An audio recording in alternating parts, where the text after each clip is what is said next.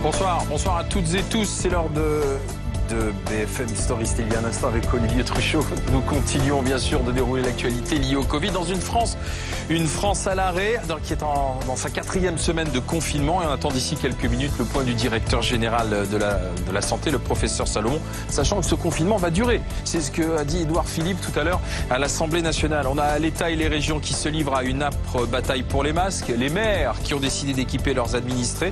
Exemple à Nice, Cannes, Bordeaux ou Sceaux. Paris qui prend un arrêté anti-jogging à partir de demain entre 10h et 19h, interdiction de mettre les baskets. Ce sera avant 10h ou après 19h. Le président de la République aussi aujourd'hui, c'est l'une des images qui dialogue avec les soignants en Seine-Saint-Denis, à Pantin et à la Courneuve. Autour de moi ce soir pour continuer de parler du Covid, de ses conséquences sociales, sanitaires, économiques, politiques. Nous sommes avec le docteur Pierre Squara, qui est responsable du service réanimation à la clinique Ambroise Paré à Neuilly. Bonsoir. Nous sommes avec Margot Froby, chef du service santé de BFM TV, et l'éditorialiste politique Alain Duhamel. Justement, on va revoir l'une des images de la journée. C'est le président de la République aujourd'hui en déplacement en Seine-Saint-Denis. Dialogue du côté de Pantin, du côté de la Courneuve, mais c'est à Pantin qu'il a notamment discuté avec du personnel soignant dans cette maison de santé pluridisciplinaire, avec une infirmière, Emmanuel Macron. Et en termes de matériel, dites-moi les choses. En termes de matériel, c'est un peu difficile. Oui. Personnellement, moi, je sais que j'ai dû faire au moins 10 pharmacies pour pouvoir les masques. Et comment vous faites sur les vêtements, les blouses ? Eh ben, on a des surblouses, donc des blouses aussi qu'on a récupérées, moi, personnellement, de mon ancien travail, où j'avais encore des blouses jetables. Donc, c'est ça que j'utilise pour aller chez les patients. Et vous en avez assez ? Et non, j'en ai pas assez. Mais je fais comme je veux, en fait. Et donc, mais concrètement, dites-moi ? Eh ben, concrètement, j'utilise une blouse que je garde pour 2 patients. J'essaye de faire 2 patients et après je change de blouse. Je les lave le soir quand je rentre. Je les mets à sécher pour pouvoir les réutiliser le lendemain pour la tournée en fait du lendemain.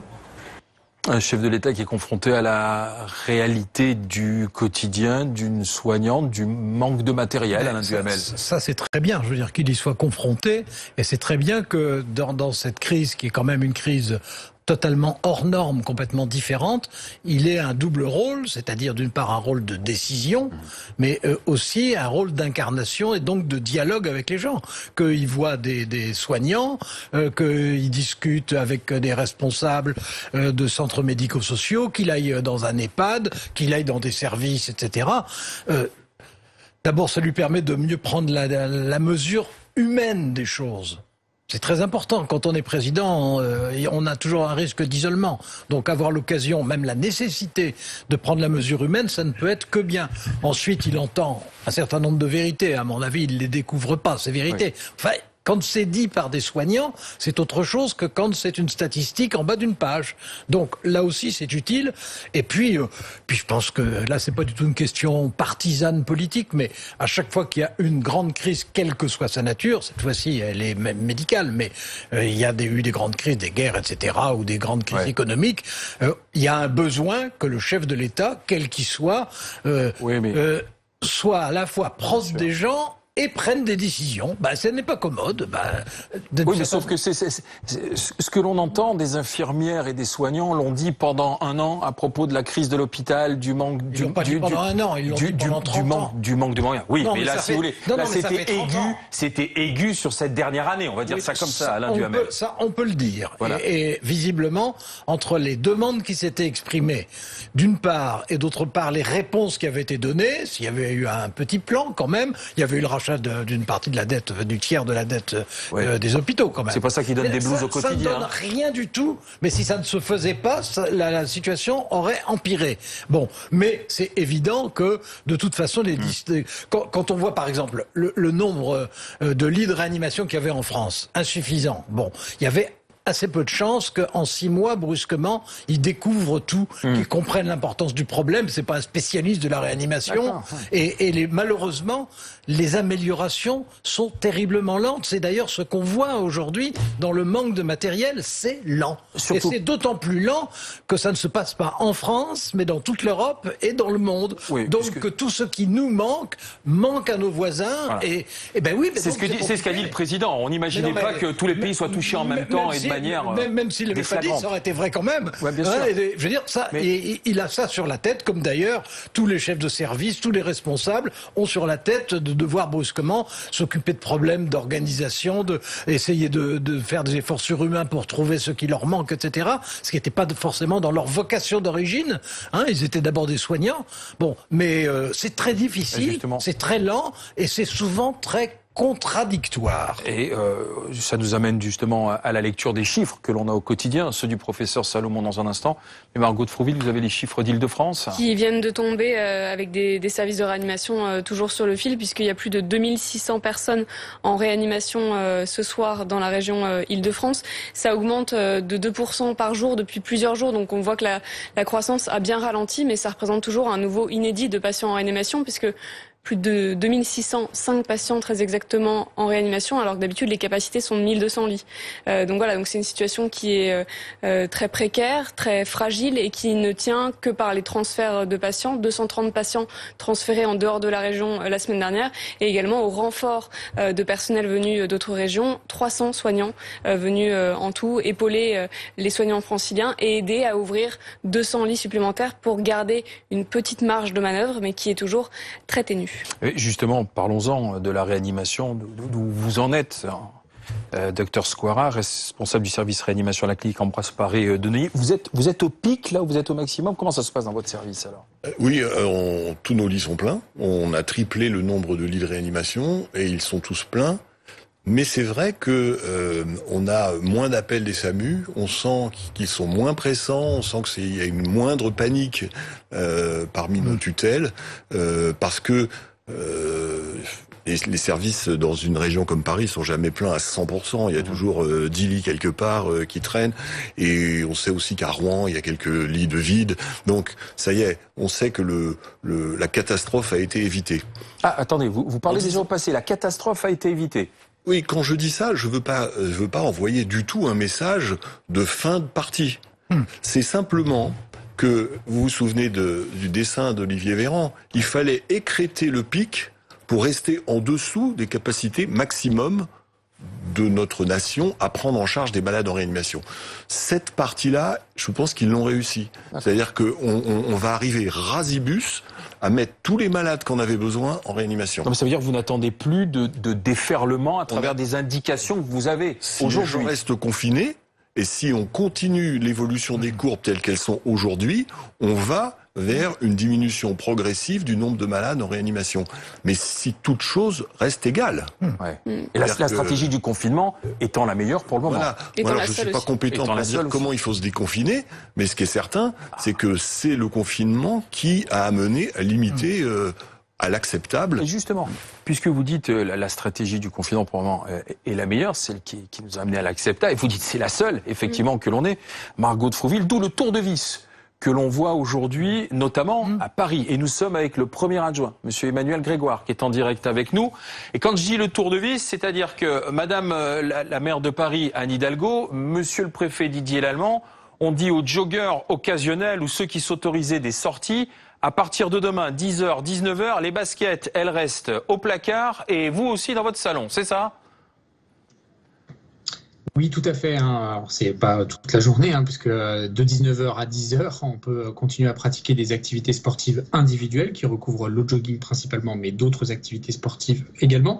Tout simplement parce que il y a deux comportements par rapport aux dérogations au confinement. Il y a les comportements irrespectueux qui ne respectent pas du tout le confinement. Ceux-là sont verbalisés pour chasser. Mais il y a aussi le problème des dérogations tout à fait autorisées au confinement, mais qui, dès lors qu'elles se manifestent tout en même temps, pose problème. C'est les gens qui font le jogging, faire les courses, sortir un peu avec les enfants, sortir les animaux de compagnie, avec deux effets dits hors de pointe, qui est un concept qui parle aux urbains, fin de matinée et les après-midi en particulier avec ces belles journées. Et donc l'objectif, c'est non pas d'interdire, mais c'est de lisser l'usage de l'espace public de façon à éviter les moments de trop grande concentration, de promiscuité, de proximité qui mettent en péril la stratégie de confinement. Mais justement, est-ce que vous n'avez pas peur de déclencher un effet pervers, c'est-à-dire de pousser finalement à la sortie après 19h, alors que les jours rallongent, qu'en plus la météo est plutôt bonne, et d'avoir une concentration à ce moment-là vers 19h?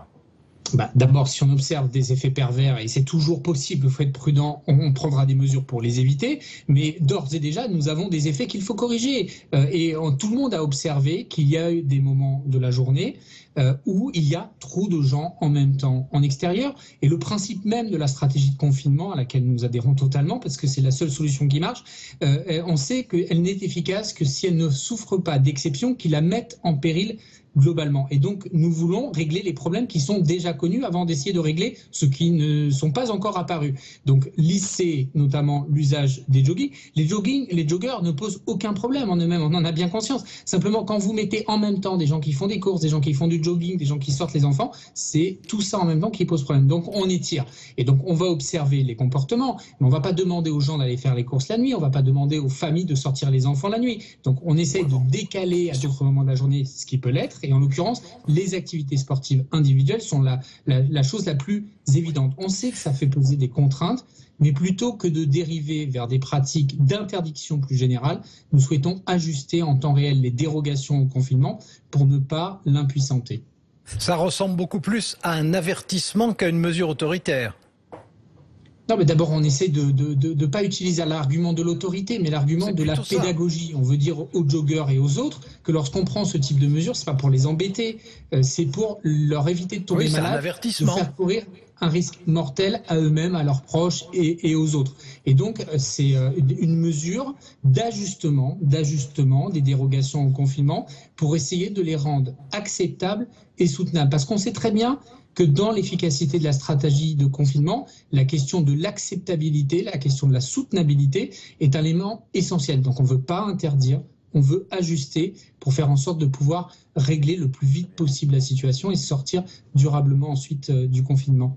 Merci Emmanuel Grégoire, premier adjoint à la mairie de Paris. Merci d'avoir été avec nous en direct quelques instants sur BFM TV. On voit les maires, là, les mairies prennent un peu la main. On parlera un petit peu plus longuement de l'histoire des masques, mais là, il y a des tours de vis. Alors, il peut y avoir des tours de vis un peu aberrants, comme à Biarritz, où pendant un temps, on voulait interdire aux gens de s'asseoir plus de 2 minutes sur les bancs publics. Bon, finalement, ça a été retiré, rapidement renvoyé à la trappe. Enfin là, on voit les maires qui veulent agir, Alain Duhamel. Ce qui est intéressant, c'est qu'on voit des initiatives de pouvoirs locaux.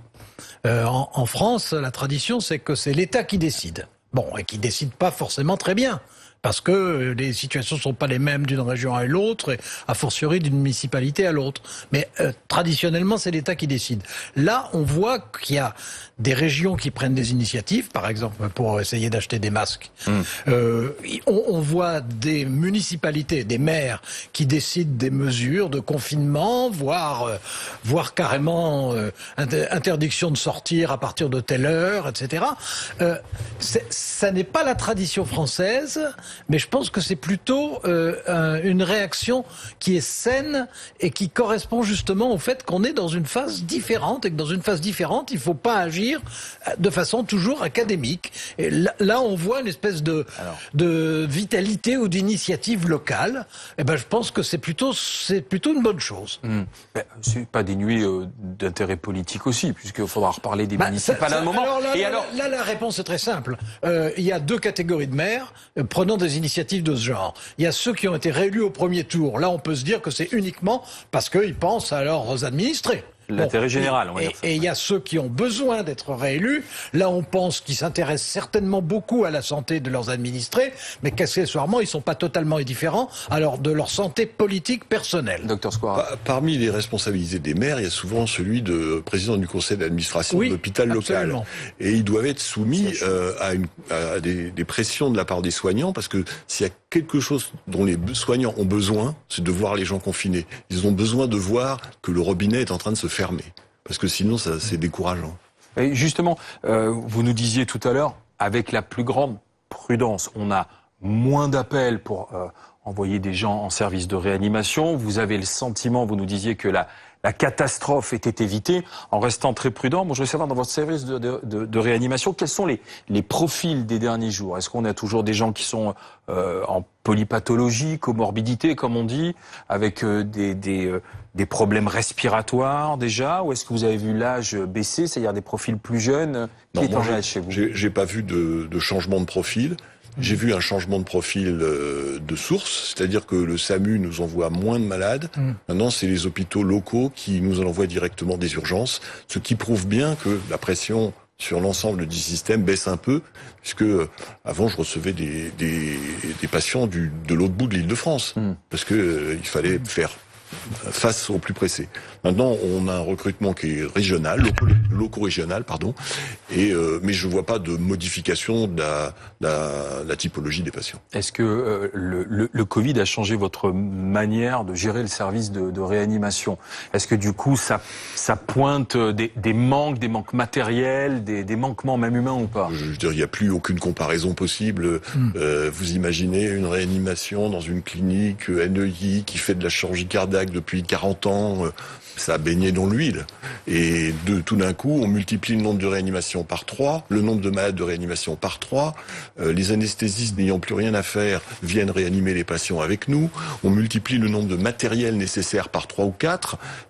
C'est une pression, c'est un stress test, comme on dit pour les banques, qui est extrême. Et d'ailleurs, les 3 premiers jours, ça ressemblait à de la médecine de guerre, pas dans le sens où les patients étaient particulièrement c'était l'afflux plus graves. C'est les soignants qui et la nécessité d'improviser et de s'y prendre autrement et de prendre des initiatives. Voilà. Et maintenant, ça va, tout le monde a trouvé sa place, ça tourne mieux. Les infirmières qu'on a fait venir d'autres spécialités commencent à connaître leur travail. On a même moins besoin de se réunir. Avant, on se réunissait 3 fois par jour pour partager notre expérience, pour partager nos décisions. Maintenant, ça va, il y a une équipe dans chacune des 3 réanimations et on se voit une fois par jour pour faire le point. Ça veut dire qu'il va falloir repenser aussi l'hôpital demain, repenser les techniques de soins, repenser les services ou pas, puisque là on vient de vivre une situation exceptionnelle dont on dit qu'elle pourra sans doute se reproduire d'ailleurs avec peut-être un nouveau virus. Qu'est-ce que vous en dites ? Il faudra tirer des enseignements, avoir un retour d'expérience, ça forcément. Repenser les services à la lumière d'un accident qui arrive une fois par siècle, je ne sais pas s'il faut véritablement repenser les services au quotidien. En revanche, repenser que c'est une option possible, cette épidémie centenaire, et avoir les stocks en conséquence, les réserves en conséquence, le stock de matériel, le stock de masques, les stocks de respirateurs, enfin, tout un tas de choses qui existaient auparavant, et puis pour des raisons qui m'ont échappé, ont diminué progressivement. Oui, là, il y a une véritable remise en question de la préparation à ce type de... Mais il y a des spécialistes des épidémies qui disent que le risque d'avoir, non pas forcément le même virus, mais des virus de ce genre, sur un rythme pas forcément annuel non plus, heureusement, mais plus fréquent qu'on en avait l'habitude maintenant. Alors écoutez, moi j'ai pas de compétences pour critiquer cette affirmation-là, je ne sais pas sur quoi elle repose, je cherche pas à ce que vous la critiquiez. Ils ont sûrement raison. Mais donc objectivement, si on regarde le passé, sans faire de spéculation sur l'avenir, on n'a pas connu ça depuis 1918, peut-être 1953, un peu, voilà. Et donc là, on a une remise en question complète de nos stocks. Et sur la réorganisation, il faut préciser, juste pour l'Île-de-France, qu'on était à un peu plus de 200 malades en réanimation mi-mars.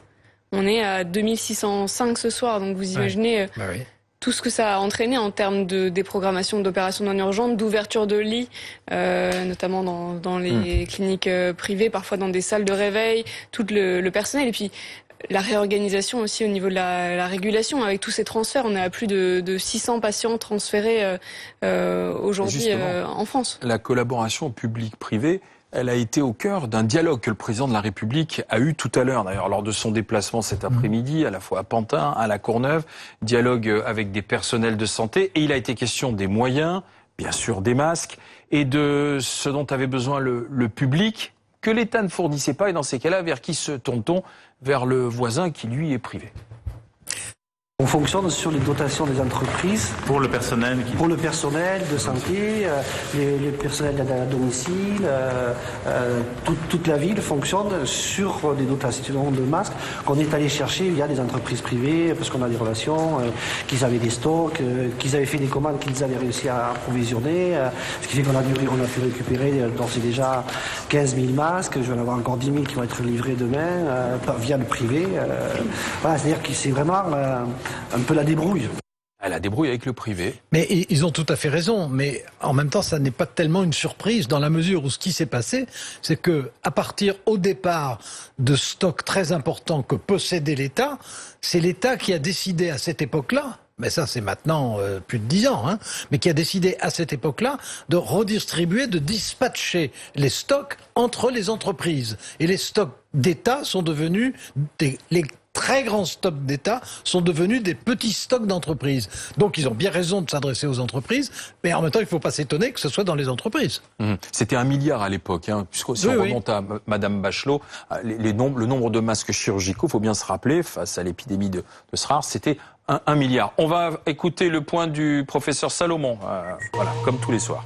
La pandémie de Covid-19 touche 184 pays, avec 1 365 000 cas confirmés et 292 500 personnes guéries.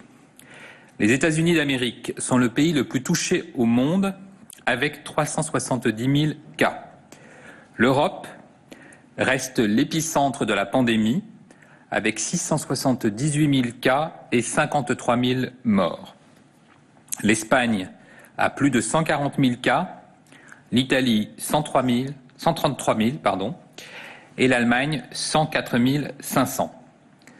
Nous déplorons 76 507 décès au total dans le monde, et les pays les plus touchés sont l'Italie, 16 523 morts, l'Espagne, 13 798 décès, et les États-Unis avec plus de 11 000 morts. En France, selon les données hospitalières de plus de 1000 établissements, qui démontrent ce soir l'impact sévère du virus et de l'épidémie, 30 000 personnes sont actuellement hospitalisées pour une infection à Covid-19. C'est encore un solde de 305 personnes supplémentaires admises à l'hôpital au cours des 24 dernières heures. 7 131 personnes en situation grave nécessitent des soins lourds en réanimation. Ce sont des formes graves chez les adultes, puisque 34% des patients hospitalisés ont moins de 60 ans et que 61% d'entre eux ont entre 60 et 80 ans. Il y a aussi 104 personnes hospitalisées en réanimation et âgées de moins de 30 ans. Au cours des dernières 24 heures, ce sont 518 nouveaux cas graves qui ont été admis en réanimation, mais finalement, il n'a été nécessaire de prendre en charge que 59 patients supplémentaires lorsqu'on tient compte des sorties quotidiennes qui sont de plus en plus nombreuses. Ce besoin de trouver de nouvelles places augmente moins rapidement, 94 nouvelles places hier, 140 dimanche, 176 samedi, 263 vendredi. Ce solde de patients supplémentaires à prendre en charge chaque jour reste cependant positif et donc c'est l'indicateur que l'épidémie continue sa progression et c'est aussi un indicateur important de tension dans les établissements de santé et de mobilisation absolue totale des ressources humaines et logistiques. Dans les Outre-mer, Guadeloupe, Guyane, Réunion, Martinique, Mayotte, on relève 145 hospitalisations contre 163 hier, dont 44 en réanimation et 161 personnes guéries rentrées à domicile, donc avec plus de sorties que de personnes hospitalisées. Le total des personnes guéries, 19 337 personnes sorties de l'hôpital depuis le début de l'épidémie, augmente chaque jour et il faut y ajouter, je le répète, les dizaines de milliers de personnes qui sont guéries en ville et qui n'ont pas eu besoin d'hospitalisation. En ce qui concerne la surveillance syndromique en population, en ville, les services d'urgence ont renseigné 3195 passages hier, c'est 15% de leur activité. Nous observons 40% d'hospitalisation après ces passages aux urgences et 3,5% en réanimation. 925 interventions de SOS médecins ont été nécessaires hier, c'est moins que pour la journée de dimanche, puisque ce chiffre était de 1055, et c'est 16% de l'activité totale de SOS médecins. Pour les laboratoires, 59 398 tests ont été réalisés par ce réseau de laboratoires de ville, dont 16 489 sont positifs, soit un bilan de 28% de positivité. Et quand l'on compare le taux de positivité entre l'hôpital et la ville, il est de 42% de positifs à l'hôpital et de 23% en ville. Vous savez que nous sommes extrêmement attentifs à la situation dans les établissements sociaux et médico-sociaux. Ce soir, 4553 établissements, dont 2958 EHPAD, établissements d'hébergement pour personnes âgées dépendantes, ont signalé un épisode concernant un ou plusieurs cas de Covid-19 à Santé publique France à travers l'application du portail national de signalement. Les signalements donnent donc un total de 30 902 cas de Covid-19 confirmés ou possibles sur toute la période épidémique, donc depuis le 1er mars. En ce qui concerne le bilan des décès, la première source est la mortalité hospitalière. Depuis le 1er mars, nous déplorons 7 091 décès. 82% de ces décès surviennent chez des personnes de plus de 70 ans. On note 14 décès en Outre-mer, 8 en Guadeloupe, 4 en Martinique, 2 à Mayotte. Dans les dernières 24 heures, un total de 607 décès a été enregistré en milieu hospitalier. En ce qui concerne la mortalité au sein des EHPAD ou des établissements médico-sociaux, nous déplorons 3 237 décès survenus depuis le début de l'épidémie. Et donc la hausse observée aujourd'hui, 820 décès en plus, est liée aussi à un probable retard de saisie et au fait que nous sortons d'un week-end. Depuis le 1er mars, en additionnant les décès survenus à l'hôpital et ceux survenus au sein des établissements médico-sociaux, et en particulier les EHPAD, nous déplorons 10 328 décès. À l'échelon national, l'excès de mortalité se stabilise avec une hausse de 15% sur la semaine 12 et un excès de 30% sur la semaine 13. À l'échelon régional, l'excès de mortalité est observé dans 5 régions en semaine 12 et 6 régions en semaine 13, Grand Est, Île-de-France, Bourgogne-Franche-Comté, Auvergne-Rhône-Alpes, Hauts-de-France et Centre-Val de Loire, avec un excès important en Grand Est et en Île-de-France, et émerge dans 3 régions en semaine 14, Île-de-France, Grand Est et Bourgogne-Franche-Comté. À l'échelon départemental, 30 départements présentent un excès de mortalité en semaine 13 et 22 départements présentent déjà un excès de mortalité pour la semaine 14. 4 départements sont en excès exceptionnel selon l'INSEE et Santé publique France, les départements du Haut-Rhin, de Paris, de la Seine-Saint-Denis et du Val d'Oise. Les excès concernent majoritairement des personnes de plus de 65 ans. Enfin, Santé publique France estime que 78 167 tests ont été confirmés par test PCR, soit 3 777 cas de plus. Nous sommes aujourd'hui le 7 avril et c'est la journée mondiale de la santé. Cette année, elle a lieu dans un contexte on ne peut plus particulier qui nous rappelle plus que jamais l'importance du personnel soignant. N'ayons pas peur du terme, ils sont de véritables héros, nos véritables héros, qu'on ne peut qu'applaudir tous les soirs. Face à la crise, le défi est immense et pourtant, même en ces temps très difficiles, ils arrivent à accomplir des choses merveilleuses. Sauver des vies, celles de nos proches, de nos familles, de nos amis, mais aussi sourire, rassurer et apaiser.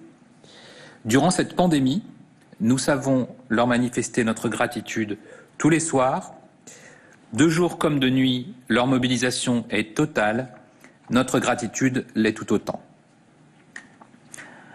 Vous le savez, le système de santé est fortement mobilisé depuis le début de cette épidémie pour répondre aux besoins de prise en charge des patients atteints par le virus. Cela ne doit pas faire oublier le fait que certains soins et examens doivent impérativement être maintenus tant en ville qu'à l'hôpital, car ils sont indispensables pour la bonne santé de la population. Je pense aux patients qui sont atteints d'une maladie chronique et qui ont besoin d'être suivis régulièrement, aux patients qui ont un suivi psychiatrique ou encore aux patients qui ont une réelle indication d'intervention chirurgicale urgente.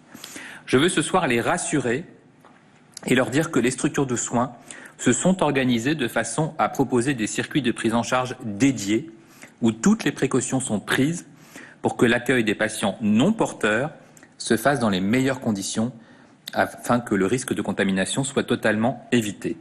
Il ne doit donc pas y avoir de renoncement aux soins indispensables.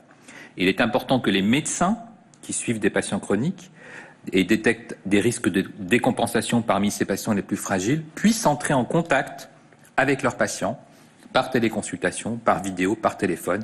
Et bien sûr, ils seront rémunérés pour ces actes. Nous avons facilité la délivrance de médicaments en pharmacie, même avec une ordonnance expirée. Le suivi infirmier a été prolongé et le recours à la téléconsultation a été facilité.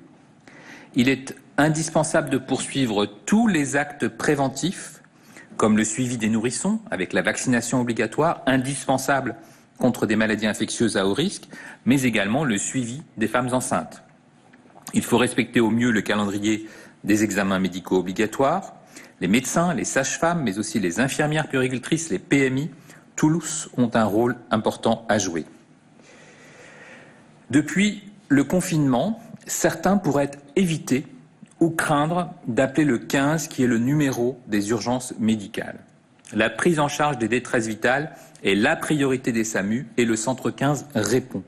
Il est donc indispensable d'appeler le 15 si vous avez des douleurs thoraciques, des signes neurologiques évocateurs d'accident vasculaire cérébral ou des signes de détresse vitale. Vous le savez, nous sommes très attentifs à nos personnes âgées, à nos aînés, et les EHPAD en particulier vivent une période très particulière de forte tension. Les personnes âgées sont les plus fragiles face au virus. En collectivité, malgré tout le professionnalisme et l'engagement déployé, la contagion est souvent plus importante. Pour faire face à l'augmentation du nombre de personnes âgées atteintes du Covid-19, les EHPAD ont besoin de renforts. Je les invite donc à remonter le plus vite possible leurs besoins aux agences régionales de santé, avec des détails, avec des expressions précises, pour que nous leur trouvions rapidement et collectivement des solutions. La réserve sanitaire peut apporter de l'aide, comme les plateformes régionales de mise en relation entre les établissements médico-sociaux et les volontaires. Nous mettons tout en œuvre pour permettre à nos aînés de bénéficier du meilleur accompagnement possible et accompagnement humain en cette période si difficile pour nos aînés. Santé publique France a mobilisé 50 réservistes de la réserve sanitaire pour venir renforcer les EHPAD des régions Centre-Val de Loire, Occitanie, Hauts-de-France, Auvergne-Rhône-Alpes.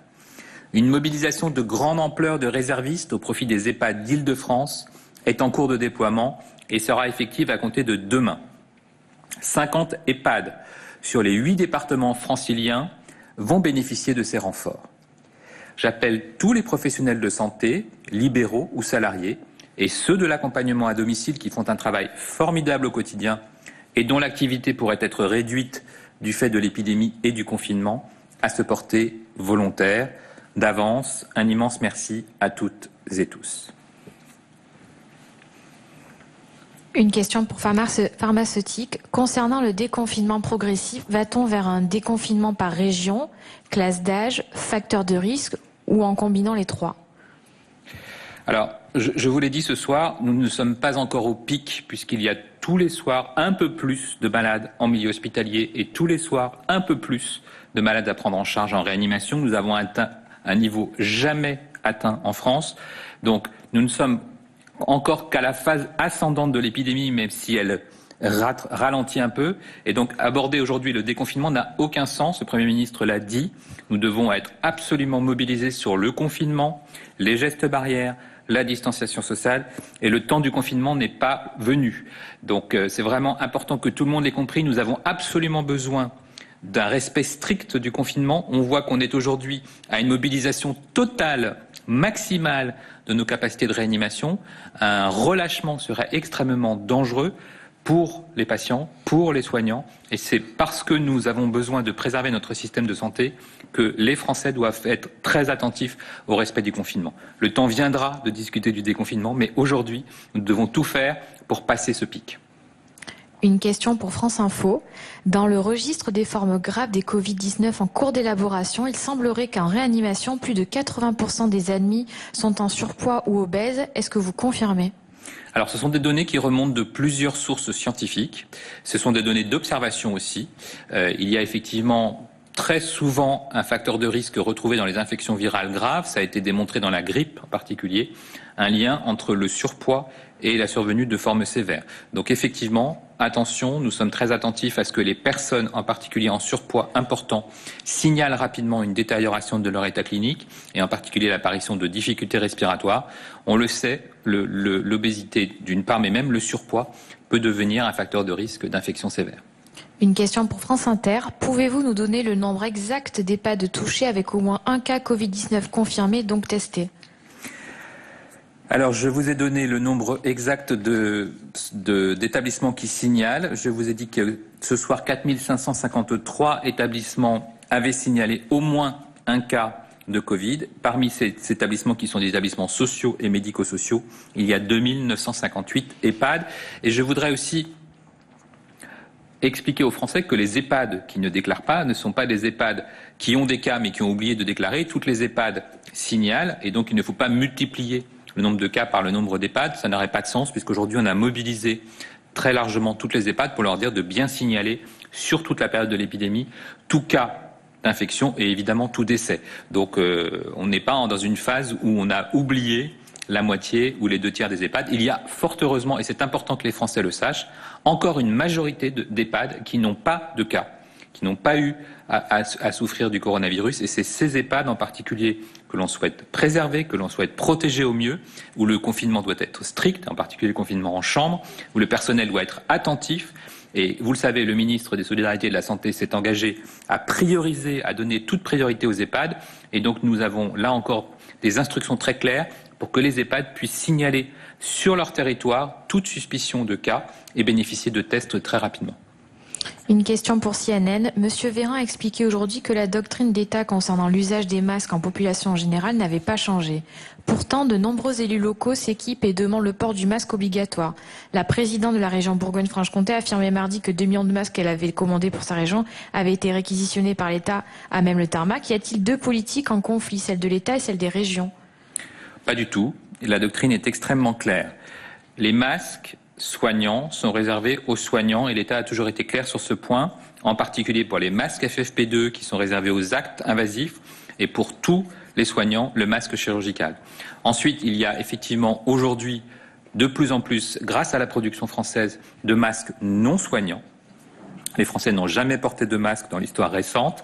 Si les Français veulent, notamment ceux qui sont exposés, notamment les professionnels qui ont des activités de contact dans lesquelles ils ne peuvent pas garder la distance, dans lesquelles ils ne peuvent pas éviter les rassemblements, disposer de masques, ce sera un outil de plus. Mais je rappelle, et c'est très important, que le jour où il y aura des confinements, qui n'est pas arrivé, il y aura de toute façon à garder les mesures barrières, les mesures de distanciation sociale, la réduction des contacts.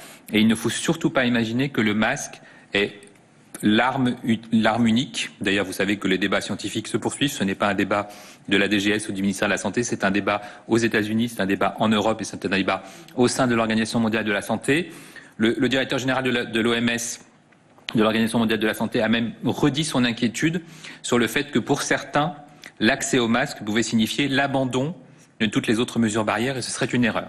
Donc il ne faut pas prendre le masque comme une assurance contre le virus, puisque je vous rappelle qu'il se transmet par les mains souillées, par des objets souillés, d'où l'importance de se laver les mains très régulièrement, qui se transmet par un contact au cours duquel on ne fait pas attention et on peut se contaminer notamment en se touchant le visage. Et donc il faut qu'on soit tous attentifs à bien différencier les masques soignants qui sont en priorité pour les soignants, le masque P2, le masque chirurgical, et puis un jour peut-être un accès à des masques que la France est en train de produire, qui sont des masques destinés à des non-soignants et dont on verra tous ensemble la doctrine d'utilisation. Une question pour le généraliste. Le syndicat AMG France estime sur la base d'une enquête auprès de 2000 médecins de famille que plus de 1 million de patients ont été vus pour Covid-19 dans leur cabinet du 17 mars au 3 avril. Allez-vous prendre en compte ces chiffres ou disposez-vous d'autres indicateurs pour mesurer la population infectée ? Alors c'est exactement ce que l'on souhaite estimer et modéliser.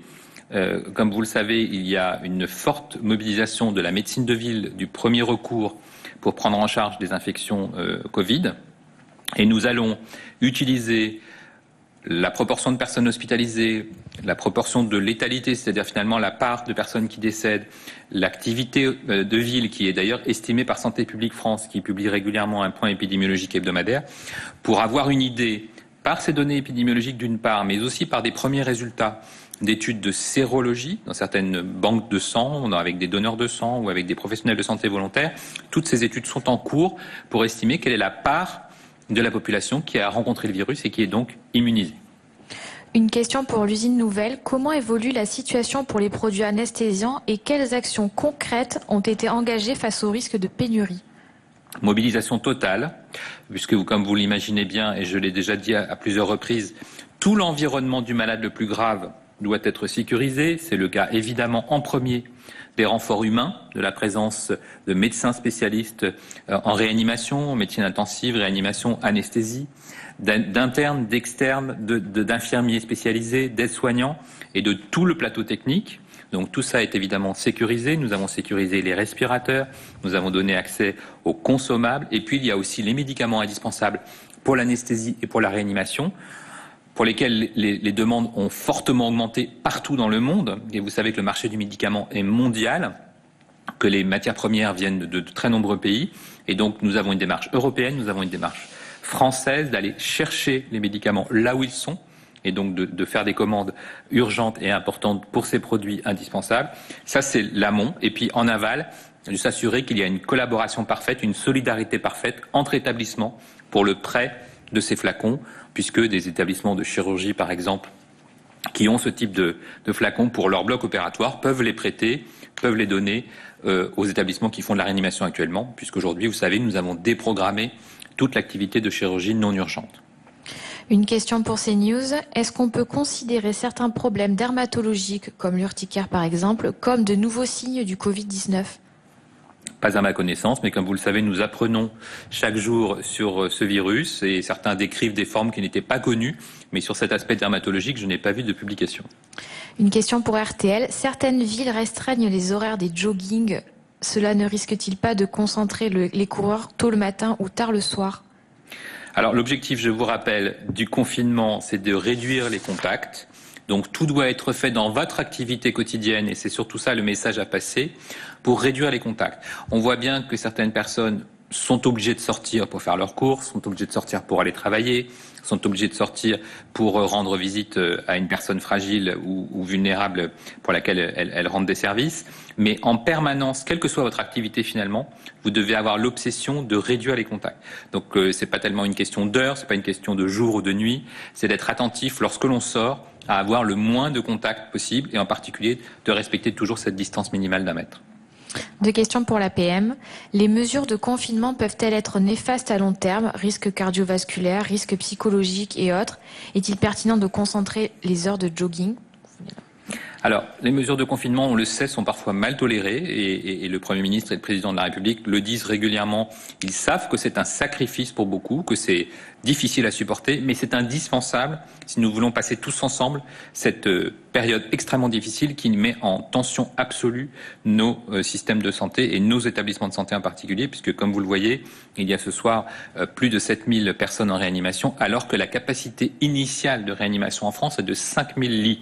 Donc vous imaginez combien les efforts des établissements de santé publics et privés ont porté leurs fruits, puisque nous avons doublé en quelques jours la capacité de réanimation en France. Mais il ne faudrait pas qu'un relâchement du confinement aboutisse à une nouvelle vague, avec à ce moment-là des difficultés de prise en charge des malades les plus graves. Une question pour le Figaro. Des médecins de la région Grand Est témoignent de difficultés à s'approvisionner en médicaments essentiels en soins palliatifs, en pharmacie de ville, notamment en Rivotril, autorisé par un récent décret en médecine de ville. Des pharmaciens m'ont confirmé que le Rivotril est en état de rupture fabricant dans la région. Quel est l'état des stocks de ces médicaments en officine de ville ? Allez-vous mettre en œuvre des mesures pour assurer l'approvisionnement des médecins chargés d'accompagner les fins de vie ? Oui, c'est absolument ce que nous faisons actuellement et nous avons trouvé des solutions c'est pas uniquement sur le Rivotril, ce sont d'autres molécules, pour que l'accès aux soins palliatifs, parce que là on parle de prise en charge spécialisée d'équipes mobiles dédiées aux soins palliatifs, se fasse dans les meilleures conditions et qu'il n'y ait pas de rupture d'accès à ces produits indispensables pour la prise en charge palliative des personnes qui ont besoin de soins spécifiques. Une question pour VL Média. Pouvez-vous faire un point sur les stocks de gel hydroalcoolique, des commandes ont-elles été passées? Selon vous, la production nationale arrivera-t-elle prochainement à couvrir les besoins des soignants et du grand public? Oui, à ma connaissance, il y a eu une très forte production de multisources de solutions hydroalcooliques et nous ne sommes plus en difficulté sur cet accès aux solutions hydroalcooliques. Une question pour Hospimédia. Une lettre ouverte de plusieurs médecins à Édouard Philippe propose d'intégrer pleinement dans le système de santé les praticiens à diplôme hors Union européenne, PADU. Est-il possible d'en savoir plus sur les mesures envisagées pour ces PADU dans le contexte de crise sanitaire? Alors, ils aident déjà, ils sont déjà intégrés dans beaucoup de réponses d'urgence. Et donc, c'est un sujet depuis longtemps, c'est un sujet d'accès effectivement de praticiens en soutien à l'activité et à l'offre de soins en France. Donc, c'est un sujet que nous traitons de la même façon que nous traitons aussi, vous le savez, de façon européenne, l'accès aux médecins qui ont un diplôme européen. Une question pour RFI. Avez-vous des statistiques sur les patients atteints de Covid-19 admis en réanimation et sortis par la suite? Alors, nous avons des statistiques puisque les réanimateurs en France ont l'habitude depuis des années de faire des statistiques très précises sur l'activité de réanimation. Simplement, compte tenu de l'activité intense de réanimation, nous ne disposons pas encore de ces statistiques précises. Vous avez vu que l'essentiel des patients de réanimation est actuellement hospitalisé. C'est ça qu'il faut que les Français comprennent. On a l'impression dans la presse que l'épidémie est presque derrière nous. Ce n'est absolument pas le cas. Elle n'a jamais été aussi présente, avec un tel impact sur le milieu hospitalier et sur la réanimation. Et donc, ces patients sont souvent dans un état grave. Le pronostic vital est engagé. Ce sont des détresses respiratoires aiguës sévères qui nécessitent des soins lourds, des séjours en réanimation prolongés, parfois accompagnés d'autres détresses rénales, d'atteinte cardiaque par exemple. Et donc, toutes ces détresses font que le pronostic est vraiment engagé, que les efforts des réanimateurs sont majeurs, que la durée de séjour est prolongée et qu'en sortie de réanimation, souvent, et heureusement nous avons des places, il y a une indication à un séjour de réadaptation respiratoire, motrice, cardiaque, et donc derrière un séjour spécialisé avant de rentrer à domicile.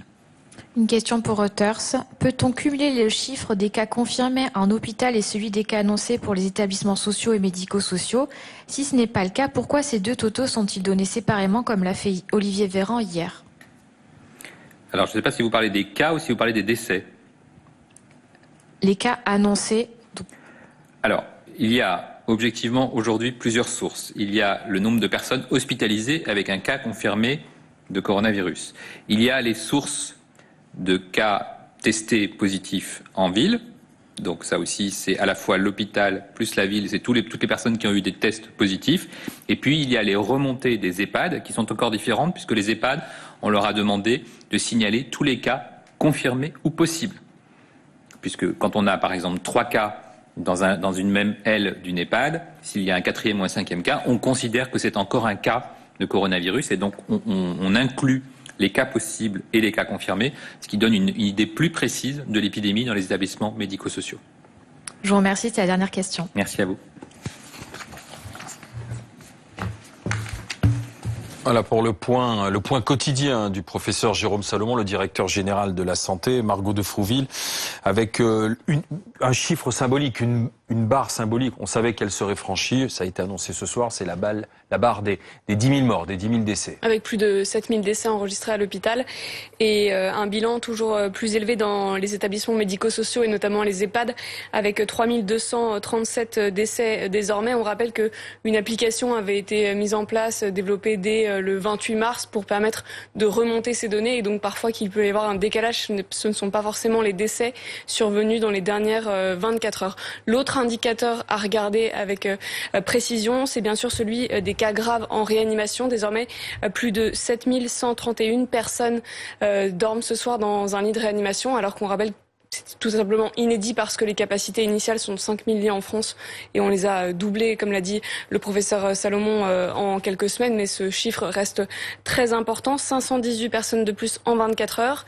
Mais si l'on veut voir un signal encourageant, c'est que le solde, si on déduit ces nouveaux cas avec le nombre de sorties, ce ne sont que 59 patients supplémentaires à prendre en charge sur les 24 dernières heures.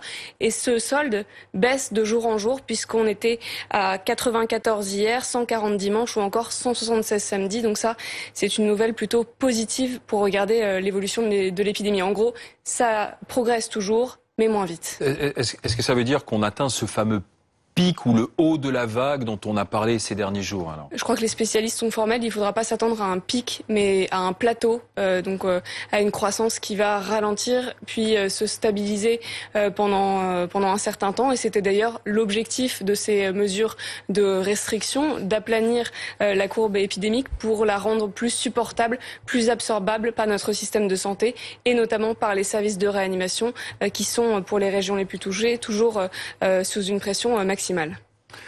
Oui, il faut bien comprendre que le nombre de patients en réanimation, c'est un solde entre les entrées et les sorties. Là, bientôt, on va arriver à la sortie de cette vague qui a débuté il y a 15 jours. Et donc, on va avoir une baisse du nombre de malades en réanimation, mais ça ne veut pas dire qu'il y aura une baisse des entrants. Il y aura encore une augmentation des entrants, mais comme il y aura plus de sortants que d'entrants, le solde sera négatif. Donc, la maladie se ralentit, mais elle n'est pas terminée, loin de là. Justement, pour les sortants, est-ce qu'il y a un suivi? Est-ce que ce sont des sorties qui sont progressives ou des sorties après c'est bon, vous êtes guéri, vous pouvez rentrer chez vous? Comment ça se passe? Eh bien non, ce sont des malades qui restent longtemps en réanimation avec beaucoup de drogues anesthésiques, avec des curares.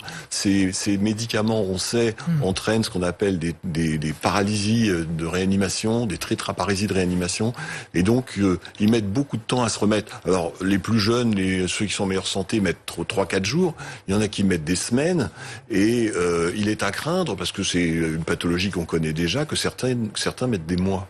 Ouais, à récupérer, ouais. Voilà, mais le professeur Salomon a été clair aussi, il l'a dit ce soir, on guérit. Et il a donné d'ailleurs le nombre de cas de guérison qui est toujours en augmentation, Margot de Froville. Plus de 19 000 personnes désormais guéries ce soir, sorties guéries de l'hôpital, sans compter toutes celles qui n'ont pas consulté parce qu'elles n'en avaient pas le besoin, ou qui sont sorties guéries en ville, sans même avoir besoin d'être hospitalisées. On rappelle que selon les études dont on dispose, c'est une maladie bénigne dans 80% des cas. Dans 15%, ça peut entraîner des cas graves qui nécessitent une hospitalisation. Et dans 5% seulement des cas critiques qui relèvent de soins intensifs ou de réanimation. La phase ascendante ralentit, donc pas question de considérer qu'on commence à être sorti d'affaires. Non, alors quand on regarde les différents sondages, il y en a au moins 3 ou 4 en 48 heures, là, on voit que les Français sont moins anxieux qu'ils ne l'étaient les semaines précédentes, sont toujours sceptiques vis-à-vis du gouvernement, et ne croient pas toujours ce que disent les hommes, même très sympathiques comme le professeur Salomon. En revanche, ils sont assez disciplinés sur les principes, dans la mesure où ils plébiscitent littéralement le confinement et où ils sont très favorables au masque.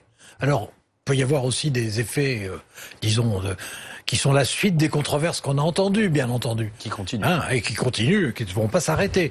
Mais c'est intéressant de voir que on pouvait se demander si, par exemple, au bout de 3 semaines, il n'y aurait pas des Français qui se désespéreraient ou qui s'énerveraient ou qui supporteraient de plus en plus difficilement le confinement. Alors, c'est pas un sondage qui couvre le spectre de tous les Français. Bien sûr, il ne s'agit pas de dire que sur un plan individuel, tout le monde vit ça très bien. Mais c'est un point positif quand même de se dire que les Français ont plus le moral qu'il y a 2 semaines. C'est parce qu'ils ont bien intégré l'enjeu, ils commencent à comprendre ce que c'est que cette maladie. L'information fait son effet aussi. Et qui comprennent que le confinement est efficace. Et c'est la seule solution de toute façon et qu'il n'y en a pas d'autre pour moi. Margot de Froville. Je voulais signaler aussi sur le nombre de décès à l'hôpital, 607 décès aujourd'hui, on est à 605 hier sur les dernières 24 heures, c'est le pire bilan depuis le début de l'épidémie. Ça s'explique aussi par le décalage qu'il y a, les décès d'aujourd'hui avec le temps d'incubation du virus, la période entre l'infection et le moment où on déclare des symptômes, le temps éventuellement d'hospitalisation et d'aggravation, puis le décès, donc il y a toujours ce décalage, mais il faut le signaler, 607 47 décès à l'hôpital ces dernières 24 heures. C'est un très mauvais bilan, le plus lourd depuis le début de l'épidémie. On a aussi entendu ce soir le professeur Salomon lancer un appel solennel à aider les EHPAD.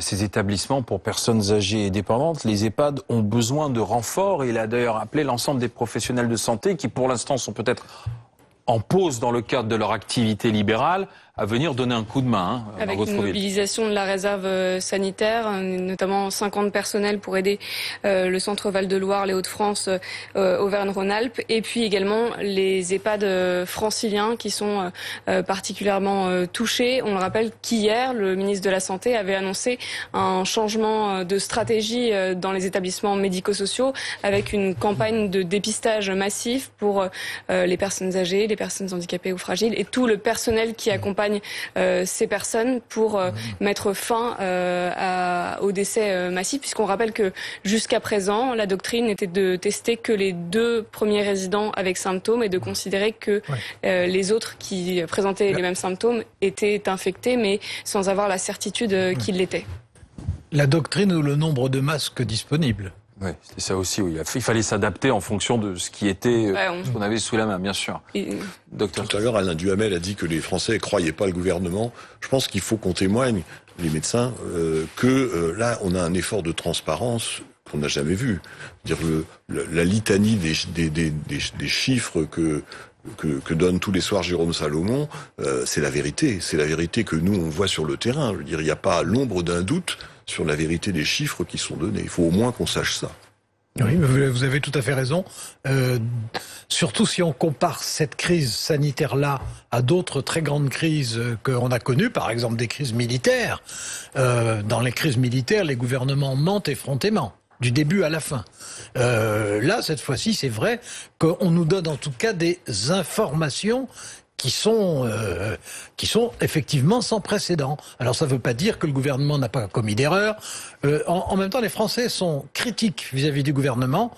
C'est-à-dire qu'il y a une petite majorité qui considère qu'il ne faut pas faire confiance, mais ils ne croient pas du tout que d'autres que ce gouvernement auraient fait mieux. C'est-à-dire si on avait d'autres partis au pouvoir, ça se serait passé exactement pareil. Voire pire. Voire pire. Mais justement, ce que vous dites, les chiffres que donne Jérôme Salomon, le professeur Salomon, qui est directeur général de la santé publique, sont les vrais chiffres. Alors, ça s'est ajusté, bien sûr, en fonction des remontées du terrain. On l'a vu notamment en ce qui concerne les EHPAD. Mais les professionnels, le professionnel de santé vous êtes, ce soir, vous nous dites vous aussi, vous avez dû vous ajuster, vous adapter face à quelque chose que vous n'aviez pas connu. Au quotidien, les services, votre appréhension de la maladie et de ce Covid, il bougeait de jour en jour, quoi, de toutes les manières. Oui, c'est exact. Mais maintenant, on arrive dans une phase de stabilité où, comme je vous le disais tout à l'heure, on a à peu près pris le périmètre de cette maladie. On a appris à gérer l'afflux de patients. Et de la maladie elle-même, c'est-à-dire comment elle évoluait au fil des heures, au fil des jours, en fonction de la personne. Alors ça, on avait quand même beaucoup d'informations de la part de nos collègues italiens qui étaient quand même un peu en avance. Vous savez que en particulier en réanimation, il y a des sociétés européennes qui sont extrêmement vivantes et qui se parlent. Et donc, moi, j'ai pas été surpris par la maladie. J'ai été surpris par l'organisation qu'il a fallu mettre en place. Et maintenant que cette organisation se stabilise, on travaille dans des conditions qui sont plus normales. Est-ce que vous avez eu le sentiment que au début c'était trop long à se mettre en route, ou bien est-ce que vous avez le sentiment, sachant comment ça s'était passé en Italie, qu'au contraire on en avait tiré effectivement les leçons dès le départ?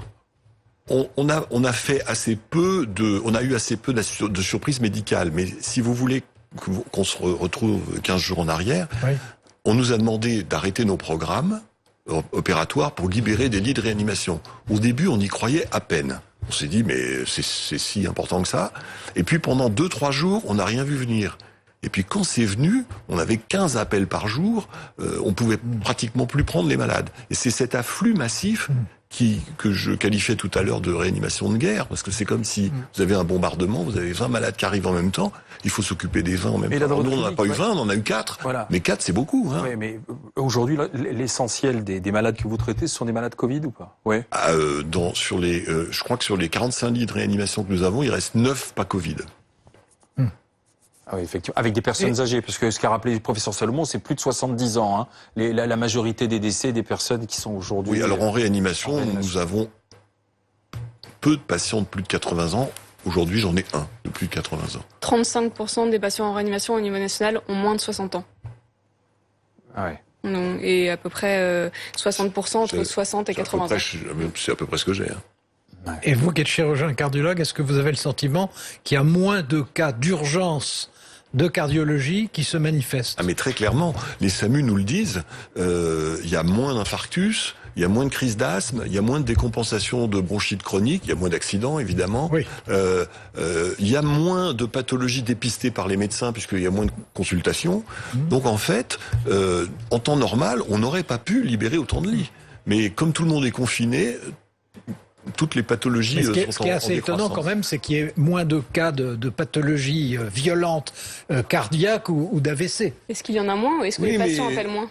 Oui, mais si vous voulez, le mode de manifestation d'une angine de poitrine, c'est une douleur à l'effort. Si vous faites plus d'effort, vous faites pas de douleur. Donc en fait, la maladie, vous l'avez, mais elle ne s'est pas encore dévoilée. Ouais. Puis le fait que les gens restent chez eux s'exposent moins à des risques d'attraper autre chose aussi, ou d'accidents, quel qu'il soit, quoi. Donc il y a une espèce de pause. Il y a une autorégulation.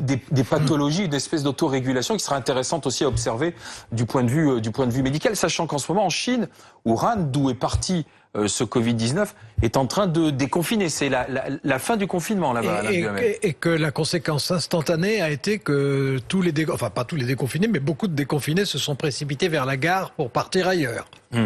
On a vu des images, c'était spectaculaire quand même. Avec la crainte à ce moment-là qu'il y ait ce fameux rebond, parce que les stratégies de déconfinement sont dans les têtes de tous les gouvernements européens, mondiaux, mais est-ce qu'il existe réellement ce risque de rebond là, à ce moment-là? Écoutez, autant le modèle de mathématique de progression de la maladie, il est à peu près facile à comprendre, autant le modèle de déconfinement, je pense qu'il y a en ce moment de grands savants qui sont en train d'essayer d'y comprendre quelque chose. Et on a entendu encore ce soir le professeur Salomon rendre un hommage vibrant, solennel, certes mesuré dans les propos, mais enfin il était là, au personnel soignant. Et comme tous les soirs, à 20h, la France applaudit le personnel soignant. Ce sont les héros du quotidien. Je crois que la première expression a même été employée par le président de la République lorsqu'il avait il avait parlé des héros en blouse blanche, si je me souviens bien, Alain Duhamel. Mais il faut dire qu'il a le goût de l'héroïsme aussi.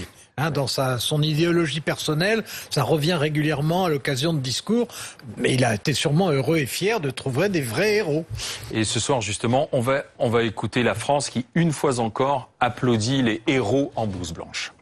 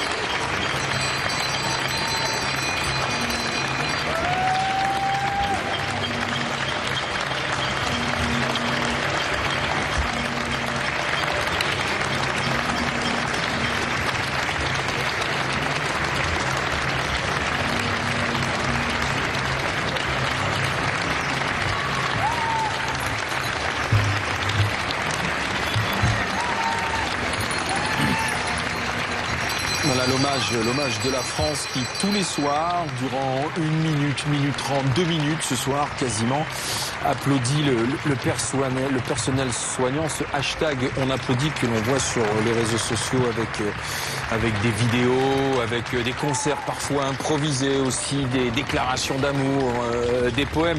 J'imagine que pour le médecin que vous êtes, ça doit vous faire plaisir, docteur Soarassa. Oui, ça fait plaisir, bien que le mot héros soit un peu excessif. C'est une conception américaine du héros, où il y a beaucoup de héros aux États-Unis. Non, on fait notre travail. Hein. Bon, enfin, vous faites votre travail, mais habituellement vous le faites dans l'ombre. Là, on est en période de crise inédite. Ça fait donc plaisir de voir l'ensemble des Français qui vous applaudissent. Oui, c'est vrai. Avec certains qui applaudissent et qui le lendemain peut-être sont dans la rue dans des circonstances peut-être un peu excessives. Oui, mais il y a aussi beaucoup d'autres personnes que des soignants qui prennent des risques aujourd'hui pour que la France continue à tourner, les policiers, ceux qui vont alimenter les magasins pour qu'on puisse se nourrir. Non, il y a les soignants, d'accord, c'est vrai, on est là. Mais les soignants qui, dans cette crise aussi, payent quand même un tribut humain. Oui. Avec des contaminations, avec des morts. Vous-même, comment est-ce que vous faites au sein de la clinique? Comment vous gérez le personnel? Sûrement aussi son inquiétude. Est-ce que vous vous testez? Comment ça se passe? Écoutez, oui, l'inquiétude, elle est latente. Tout le monde là, on fait attention. On fait des plaisanteries à longueur de journée. On essaye de se protéger. Mais bon... On vit quand même avec les microbes toute l'année. Il n'y a pas que celui-là, il est inédit. Voilà, celui-là, il est un peu plus méchant singulier, que les autres. Oui. Mais ça perturbe pas véritablement notre fonctionnement. Simplement, ça nous prend du temps parce qu'il faut s'habiller, il faut se déshabiller. Enfin, je veux dire, il y a un long temps de mise en place des protections tous les jours. Vous avez eu des personnes de vos services contaminées, touchées? Très très proche, un de mes associés directs qui vient de passer 15 jours en réanimation. Ils s'en est sortis. Ils s'en est sortis. Il faut rappeler qu'on guérit de cette maladie. Parfois, on revient difficilement au cours de la vie normale, mais globalement, on guérit. C'est ce qu'a dit d'ailleurs le professeur Salomon. Il a donné le chiffre des guérisons ce soir, comme tous les soirs d'ailleurs, Margot de Frouville. Plus de 19 000 personnes guéries, et ça, c'est que les personnes sorties guéries de l'hôpital. Ça ne comprend pas toutes les personnes qui n'ont pas consulté, parce que parfois, il y a des formes peu, voire pas symptomatiques, et toutes les personnes qui ont consulté en ville également. Vous vous êtes testé, vous vous testez ou pas au sein de la clinique? Non, enfin, il y en a qui se testent, mais non, moi je me suis pas testé. Est-ce qu'il faudrait justement, est-ce qu'il faudrait passer à cette phase de test de toutes les manières? Je pense qu'il va falloir, dès qu'on disposera de la sérologie, on le fera. Pour savoir si on a été en contact avec le virus et si on l'est protégé ou pas. Donc oui, ça, on va le faire tous. D'ailleurs, on le fera aussi aux patients quand ils rentreront. Parce que l'activité normale va reprendre et à ce moment-là, on dépistera les patients à risque d'attraper le Covid par une sérologie. L'une des images que l'on retiendra aujourd'hui, c'est celle de la sortie du président de la République, Emmanuel Macron. Il a dialogué avec du personnel soignant, c'est dans une maison de santé pluridisciplinaire du côté de Pantin, où il a été confronté via un témoignage au problème des moyens matériels, dont on manque, les masques, les blouses, les surblouses. Et puis ensuite, il y a eu cette image. Alors là, Anna Cabana, on était à Pantin, entre Pantin et la Courneuve, et alors on a vu un président, non pas prendre un bain de foule, mais se retrouver dans la rue avec des gens qui voulaient aller au contact, prendre en photo et lui-même essayer de dire non, attention, il faut rester à distance. Image curieuse en des temps de confinement quand même. Voilà, c'est une image paradoxale. En même temps, on peut pas non plus jeter la pierre à Emmanuel Macron, mais en termes de communication, si vous voulez, ça envoie un signal qui n'est pas tout à fait et même pas du tout celui du discours qui est porté par l'exécutif et qui est distanciation sociale, respect strict des règles de confinement et là, eh bien, on a vu en effet strictement l'inverse, sachant que même dans une réunion, on a aussi vu Emmanuel Macron un peu trop proche de ses interlocuteurs. Donc, si vous voulez, les règles de distanciation sociale, elles restent valables. Et évidemment, autour d'Emmanuel Macron, on nous explique ce soir que ça ne doit en effet contredire en rien ce qu'est la communication gouvernementale sur la nécessité de respecter ces règles et de se confiner à l'un. Mais je peux vous dire, ils vont hésiter. Ils vont hésiter à reprogrammer une sortie. Non, pas une sortie. Une sortie, Emmanuel Macron, il veut être sur le terrain. C'est pas la sortie qui est en cause, c'est la question de l'attroupement et du besoin, si vous voulez, de se faire, de se faire photographier avec le président de la République. Je pense que les règles vont être plus strictes pour encadrer les sorties de terrain du président de la République. Mais en aucun cas, le président de la République n'a l'intention de se terrer à l'Élysée dans un moment où il doit montrer précisément lui, et c'est là le paradoxe, il doit montrer qu'il est sur le terrain et qu'il est au contact des Français et qu'il n'est pas un président enfermé dans une tour d'ivoire. C'est pas le moment. Non mais Anna Cabral, vous avez prononcé le mot communication. Bien sûr, oui, parce que l'image c'est de la communication. Les Français, ils ont intégré aujourd'hui à travers les polémiques sur les stocks de masques, sur le manque de matériel, que le gouvernement a dû s'adapter, ajuster, a peut-être menti d'ailleurs, mais ça ce sont des commissions d'enquête parlementaires qui le vérifieront ou qui le diront. Mais est-ce qu'il y a besoin d'avoir un président de la République qui aille au contact des soignants et qui finalement lui renvoie aussi les manques éventuels? Mais le président de la République... Si c'était faire de la com et montrer, regardez, vous voyez les éléments de langage, le président est au contact des soignants, le président sort, le président n'est pas enfermé à l'Élysée. Non mais c'est capital que le président soit pas enfermé dans une tour d'ivoire dans ce temps-là. C'est-à-dire que on peut pas avoir... Le capitaine de ce bateau qu'est la France par un temps de tempête sanitaire gigantissime et totalement inédit ne peut pas avoir l'air de se planquer dans le fond de sa cabine parce qu'il a peur. Voilà, ça c'est pas possible. C'est pas possible parce que cette image-là, Alain, cette musique-là, elle serait la plus désastreuse d'entre toutes les images et d'entre toutes les musiques. Donc, cette image que nous voyons là sur l'écran, avec cet attroupement autour du président de la République, elle n'est pas bonne non plus. Et donc ça veut dire vous êtes en train de dire que c'est un exercice scénarisé. C'est scénarisé. Mais c'est scénarisé. Une sortie présidentielle, vous le savez bien, c'est ritualisé, c'est scénarisé, mais ça ne veut pas dire qu'on anticipe chaque moment. Et d'ailleurs, je vais vous dire, si ça avait été anticipé, eh bien, ils auraient anticipé autre chose que cet attroupement totalement néfaste en termes de communication. Donc, je peux vous dire, la prochaine sortie du président sera encore plus scénarisée, encore plus anticipée, et vous aurez autour du président l'équivalent d'un cordon sanitaire. Voilà, c'est le cas de le dire. Et là, pour le coup, plus que jamais, qui entourera le président et qui le protégera et qui protégera les Français du contact avec lui. La session d'information continue dans un instant, bien sûr. On va réécouter Édouard Philippe, qui aujourd'hui à l'Assemblée nationale continue de préparer les Français au fait que le confinement va sans doute, très certainement, très probablement, être prolongé pour une quinzaine de jours. Nous serons aussi en ligne avec le président du département de Seine-Saint-Denis, l'un des plus touchés de France, n'est le plus touché de France et qui a aujourd'hui accueilli le chef de l'État. Le maire de Bordeaux aussi, parce que les édiles, les élus, les maires sont à la manœuvre aussi pour équiper la population, leurs administrés en masque. Et nous serons avec la déléguée générale du syndicat des établissements et résidences privées pour personnes âgées, parce que la question des tests dans les EHPAD est un vrai casse-tête logistique et elle aimerait bien que l'action suive la parole solennelle qui a été prononcée hier par le ministre de la Santé. Voilà pour le programme. Restez avec nous sur BFM TV.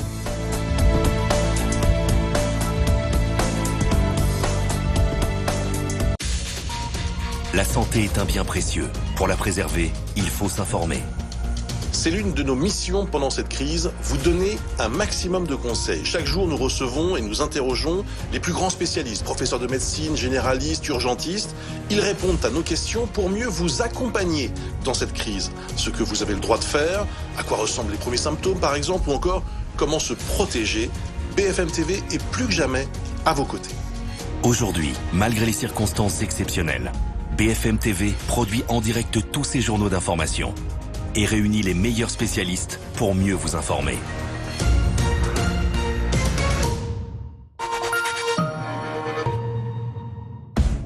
J'ai 36 ans, un métier exigeant. Je suis marié, plutôt sportif.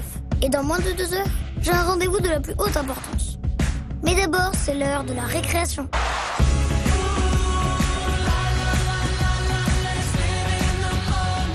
Nouveau Suzuki Vitara hybride. Vous souhaitez créer ou optimiser votre patrimoine? Découvrez Lins, un réseau national d'agences indépendantes expertes en conseil en patrimoine. Avec Lins, bénéficiez d'un accompagnement sur mesure, d'une offre globale et d'un suivi personnalisé en fonction de votre profil. Lins, le choix de l'exigence. Avec laposte.fr, les jours de pluie, j'imprime mes timbres depuis chez moi. Imprimez vos timbres depuis chez vous sur laposte.fr. Les ransomware paralysent les entreprises, alors qu'une solution existe. Avec Shadline, accédez à vos données vitales, échangez avec vos clients, redémarrez au plus vite vos systèmes d'information. Avec Shadline, résistez au blackout.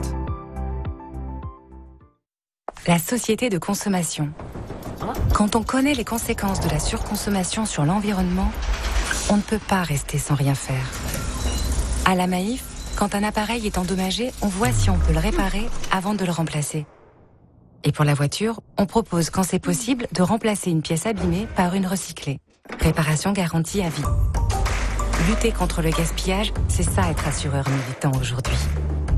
Maïf, assureur militant. Goûtez l'excellence L'Or Espresso en capsule aluminium. Compatible avec votre machine espresso à capsule. L'Or, sans doute le meilleur café du monde. Et découvrez la nouvelle machine L'Or Barista, compatible avec les capsules espresso classiques et XXL pour préparer 2 espressos en même temps ou un double espresso. L'Or Barista, double espresso, double plaisir. En hiver, votre facture d'électricité vous coûte plus cher. Avec Eni, gagnez jusqu'à 35% en consommant en heure creuse plutôt qu'en heure pleine. Appelez vite le 32 94. Eni, élu meilleur fournisseur énergétique de l'année.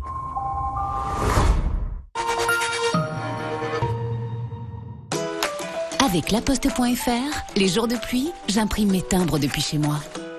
Imprimez vos timbres depuis chez vous sur laposte.fr. Franck, c'est pas nouveau, il panique pour rien. Ça va, Franck? Ça va super. J'ai pas de raison de m'angoisser. Grâce à la Matmut, avec Océane Santé Essentielle, je suis toujours bien couvert et j'ai des garanties 20% moins chères. Et en plus, vous avez droit à la téléconsultation 24 heures sur 24, 7 jours sur 7. Matmut, ma valeur sûre.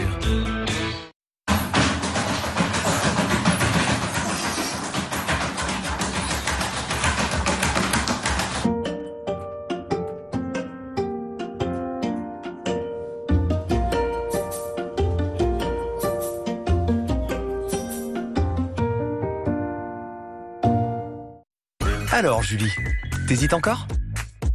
Un astro? Un loto?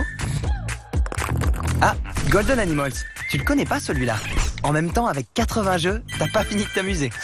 Pour tous les découvrir et tenter de remporter des millions d'euros, vous aussi, téléchargez l'appli FDJ. FDJ. Aujourd'hui, nous sommes à Montjoie. Pour rencontrer Alexandre et ses vaches. Bonjour. Bonjour.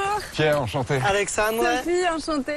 Elles vivent où tes vaches la plupart du temps? Elles sont plus de la moitié de l'année dehors. Qu'est-ce que tu leur donnes à manger à tes vaches? Essentiellement du fourrage. Nous, on fait sur l'exploitation. Et c'est pas trop difficile d'en vivre de ton métier?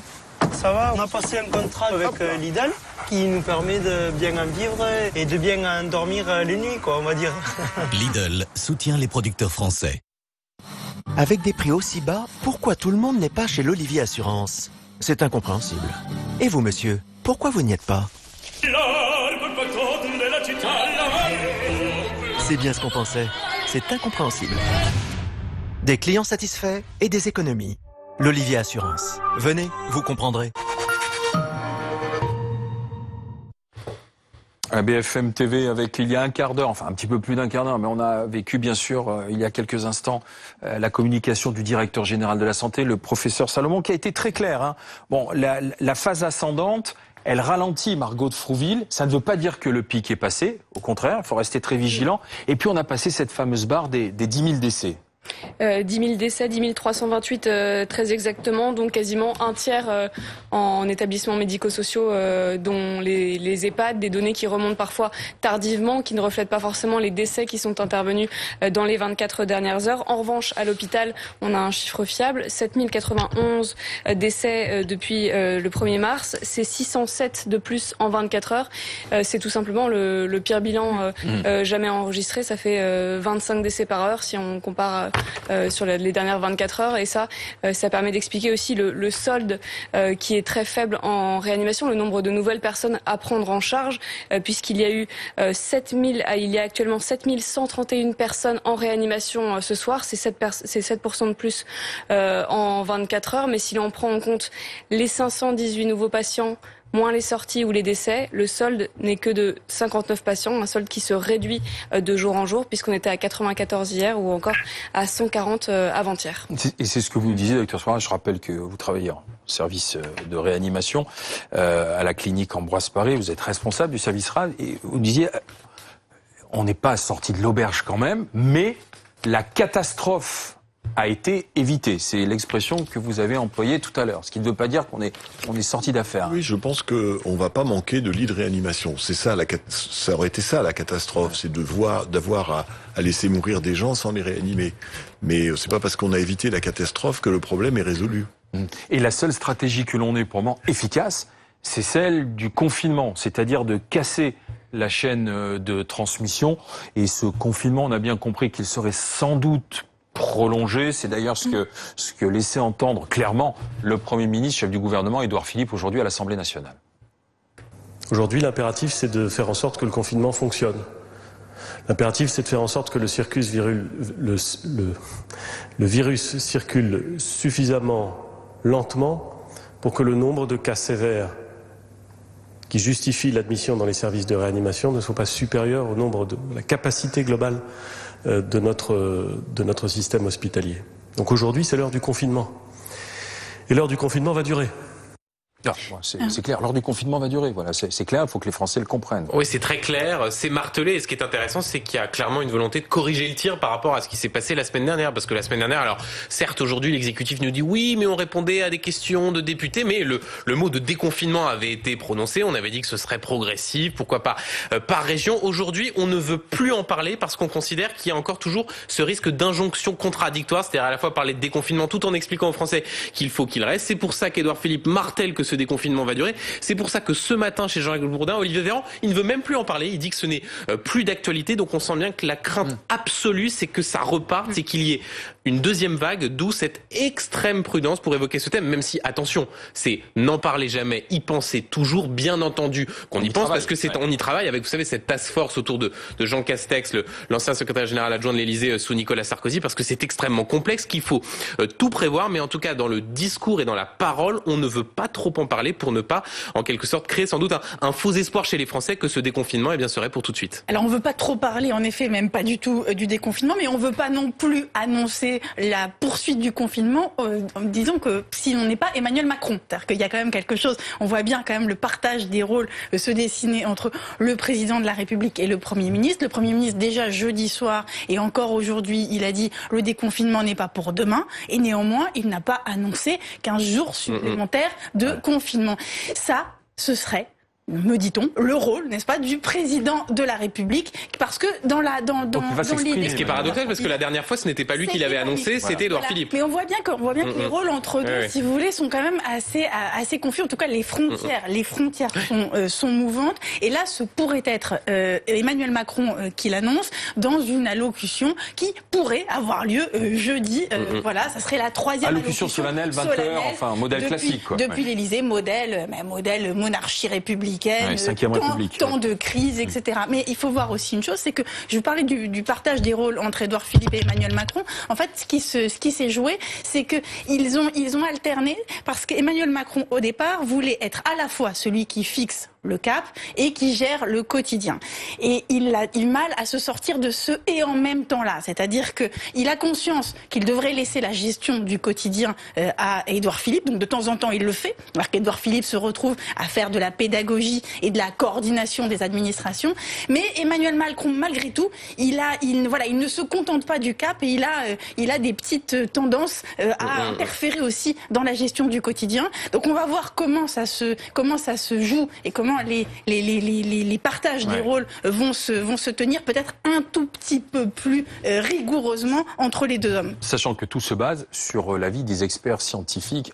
Le voilà, le fameux conseil d'experts qui travaille H24 sur la situation, Margot de Frouville. Et ces 14 pages qui ont été remises notamment à Emmanuel Macron et au gouvernement, donc jeudi dernier, à 18h très précisément, 14 pages qui font un état des lieux du confinement et les critères pour en sortir, avec un rappel fort utile. Le Conseil scientifique tient à clarifier que la sortie du confinement ne signifie pas que toutes les mesures de contrôle contre le Covid-19 seront levées. Déjà, ça met dans l'ambiance, et puis les critères également sont précisés.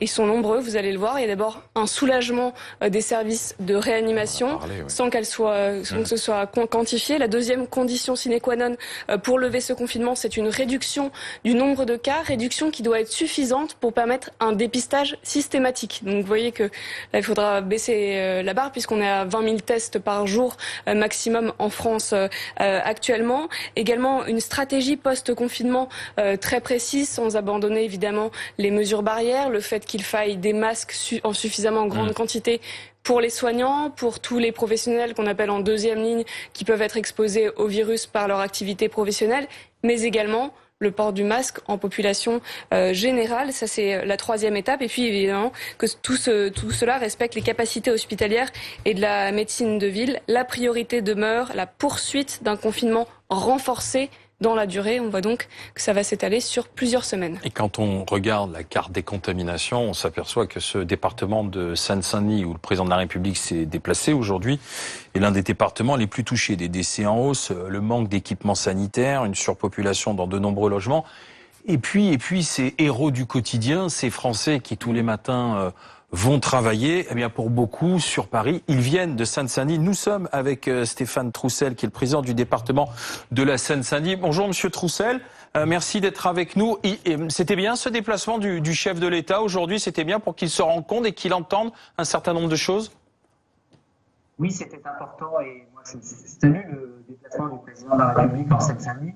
Il y a eu tellement de choses dites sur la Seine-Saint-Denis, le fait que ses habitants ne respectent pas le confinement, que c'était important que le président de la République soit là, y compris pour donner confiance aux habitants. Vous l'avez dit, pour qui c'est parfois plus difficile, plus méritant de respecter le confinement quand on vit dans un petit appartement, parfois suroccupé, pour ces héros du quotidien, non seulement les professionnels de santé, mais aussi les caissières, les éboueurs, les livreurs qui sont en première ligne face à cette épidémie et qui sont nombreux dans notre département. Donc oui, c'était important.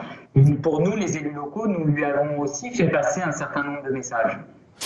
Justement, cette visite à la maison de santé, ça a été aussi l'occasion d'entendre un problème dans l'approvisionnement ou dans le matériel. C'est-à-dire qu'on a entendu dire c'est le public qui a suppléé les carences c'est le privé qui a suppléé les carences du public, Monsieur Troussel. Oui, enfin, en tout cas, nous lui avons dit les difficultés qu'il y avait eu au début, même si les choses sont en train de s'améliorer, mais dans la distribution notamment des masques au-delà des professionnels de santé, pour qui bien évidemment c'est d'abord la priorité, mais il y a tout un tas de secteurs, je pense aux EHPAD qui accueillent les personnes âgées, je pense aux services de soins à domicile pour les personnes âgées qui sont dépendantes mais qui ont besoin de soutien à domicile, je pense à tous les services publics qui sont au quotidien auprès des usagers, je pense par exemple à ces crèches qui ont continué de fonctionner pour accueillir les enfants des soignants et qui n'ont pas toujours été dans les premiers circuits de distribution de ces masques. Il nous a fallu parfois bricoler. Nous y parvenons maintenant, mais oui, c'était difficile et c'était bien que le président de la République puisse l'entendre. Et puis surtout, nous lui avons dit nos inquiétudes face à la situation vécue par les habitants, notamment les plus modestes de notre territoire, et aussi nos attentes pour l'après, parce qu'il y aura, vous savez, comme dans toutes les périodes de crise, eh bien, si pendant les périodes de croissance, c'est toujours plus lent à se produire, par contre, à produire des effets dans les territoires comme les nôtres, quand il y a des périodes de crise, eh bien, leurs effets sont souvent plus rapides et plus massifs du point de vue négatif pour les habitants de nos territoires. Et donc, nous lui avons dit nos attentes pour un soutien massif de la puissance publique, de l'État, pour nous aider à redémarrer. Dans le domaine économique, dans le domaine social, dans le domaine éducatif, il faudra accélérer un soutien massif de l'État pour aider un territoire comme le nôtre. Merci Stéphane Roussel, merci d'avoir été avec nous. Désolé d'écourter un peu notre échange, mais on a un problème de connexion et parfois on perd votre propos. Donc voilà, mais on a entendu que vous espérez que tout a été entendu auprès du chef de l'État. Et puis on a cette image. Alors, ça aurait été bien qu'on puisse la commenter avec Monsieur Roussel, mais on a cette image de la non-distanciation physique lorsque le chef de l'État est sorti, parce qu'il a eu... Alors c'est pas un bain de foule, Benjamin Duhamel et Anna Cabana, mais il s'est retrouvé quand même entouré, alors certes avec son service de sécurité, entouré de personnes qui voulaient être pris sûrement en photo avec le chef de l'État. D'ailleurs, il leur disait attention. Mais pour l'Élysée, on pouvait imaginer meilleure communication. Quoi. Oui, c'est pas l'image la plus heureuse qui soit. Après, bon, c'est très compliqué comme moment et sans vouloir faire l'avocat du chef de l'État ou de l'exécutif, le président sort, des Français qui visiblement sont là, sans doute viennent faire leurs courses, créer un attroupement, c'est quelque chose d'assez normal. Ça montre bien la difficulté pour le chef de l'État de toujours dans ces injonctions contradictoires, de dire à chacun rester chez soi et en même temps de se montrer comme le chef de guerre sur le terrain. Ça se pose aussi d'ailleurs sur un autre sujet, c'est on parle beaucoup de distanciation sociale, 1 mètre, 1,50 m. On voit bien que dans un certain nombre de déplacements du chef de l'État, même encore cet après-midi dans la maison de santé, il n'était pas vraiment à 1,50 m de chacun de ses interlocuteurs. Même au moment, vous avez vu de la téléconsultation, il était très proche de la personne qui était. Est-ce que nous respectons ici juste autour de cette table, tout est mesuré, désinfecté et voilà, parce que je sais qu'on a parfois le reproche, mais regardez-vous en plateau. Je peux vous dire que tout est tiré au cordeau. Voilà. Mais nous, là, on ne crée pas d'attroupement quand on est comme ce qu'on peut voir effectivement ici dans la rue. Donc c'est difficile. Après, est-ce que ces images sont heureuses? Est-ce que ces images donnent l'exemple? Non. Maintenant, en même temps, si le chef de l'État ne sortait pas, qu'il était bunkérisé dans son bureau, on serait aussi sans doute les premiers à s'interroger sur un chef de l'État qui ne va pas au soutien de ses premières, deuxième et troisième lignes. Donc c'est compliqué, mais c'est certain que l'image n'est pas forcément très heureuse. Mais on essaiera peut-être de la corriger la prochaine fois du côté de l'Élysée. Oui, mais là encore, il va falloir marcher sur un fil, parce que comment corriger? Ça veut dire, est-ce qu'on va mettre des cordons sanitaires physiques ou alors si vous voulez, est-ce qu'on va renforcer le service de sécurité du président de la République? Mais à ce moment-là, ça serait un président qui serait bunkérisé au sein même d'une rue dans laquelle il vient pour montrer qu'il est sur le terrain et dans une forme de proximité donc à l'endroit des Français. C'est là encore, on peut envoyer des messages contradictoires. Mais attention, je pense que là, pour l'Élysée, le pire serait que le président paraisse enfermé dans sa tour d'ivoire ou alors un capitaine planqué dans son navire, alors que la tempête sanitaire, sociale, économique gronde sur le pays. Donc clairement, ça, il ne le fera pas. Ensuite, est-ce qu'il va éviter, si vous voulez, les promenades dans la rue? Ça, voilà, bien sûr qu'on peut se dire que ces images malheureuses ne vont pas être du goût du service de communication de l'Élysée et que de toute façon les Français qui se voient rappeler à l'ordre en permanence sur le respect avec la rigueur requise de la distanciation sociale ne vont pas manquer de s'amuser de ces images du président de la République au milieu d'un attroupement, ça c'est certain. Dans un instant, on s'intéressera à ce que font les maires. Nous serons en direct avec le maire de Bordeaux parce que les maires sont à la manœuvre. Pressés aussi par les administrés, puisqu'on dit que l'intendance étatique ne suit pas. Et ce sera amusant d'ailleurs, ou plutôt intéressant, de faire la comparaison avec ce qui se passe en Allemagne. Pourquoi est-ce que l'Allemagne a été plus réactive en matériel, en logistique que la France? On en parlera avec vous justement dans un instant aussi, Dr Resquara. On sera avec le maire de Bordeaux qui a décidé d'équiper les Bordelais en masque. Ça se fait à Bordeaux, ça se fait à Nice, ça se fait à Cannes, ça se fait à Sceaux, dans d'autres villes aussi. Donc les maires à la manœuvre, avec aussi une arrière-pensée politique, sans doute, souvenons-nous des élections municipales qui auraient dû avoir lieu, mais qui auront lieu quand même. Mais ce soir, on a encore vécu, il y a une demi-heure tapante, les applaudissements pour les héros en blouse blanche. La France qui applaudissait le personnel soignant.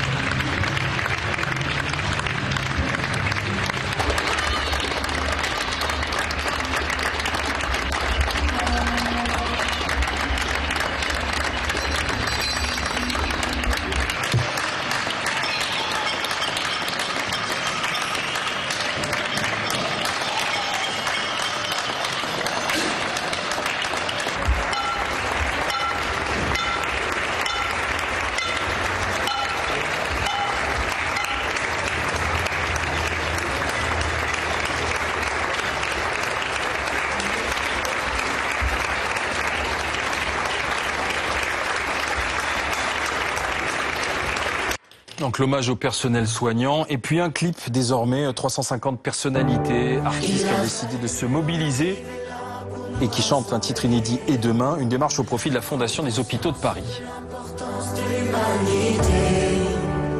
Ce combat, c'est le monde entier qui doit le mener.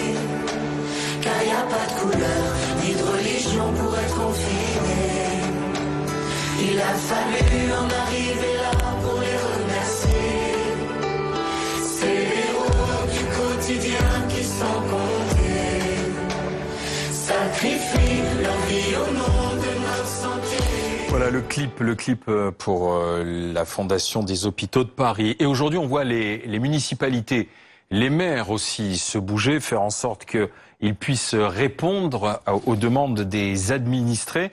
On va écouter ce que disait Jérôme Salomon, notamment à propos du masque, parce que les municipalités, et les régions d'ailleurs, se bougent et achètent des masques. Voilà ce qu'en disait le professeur Salomon.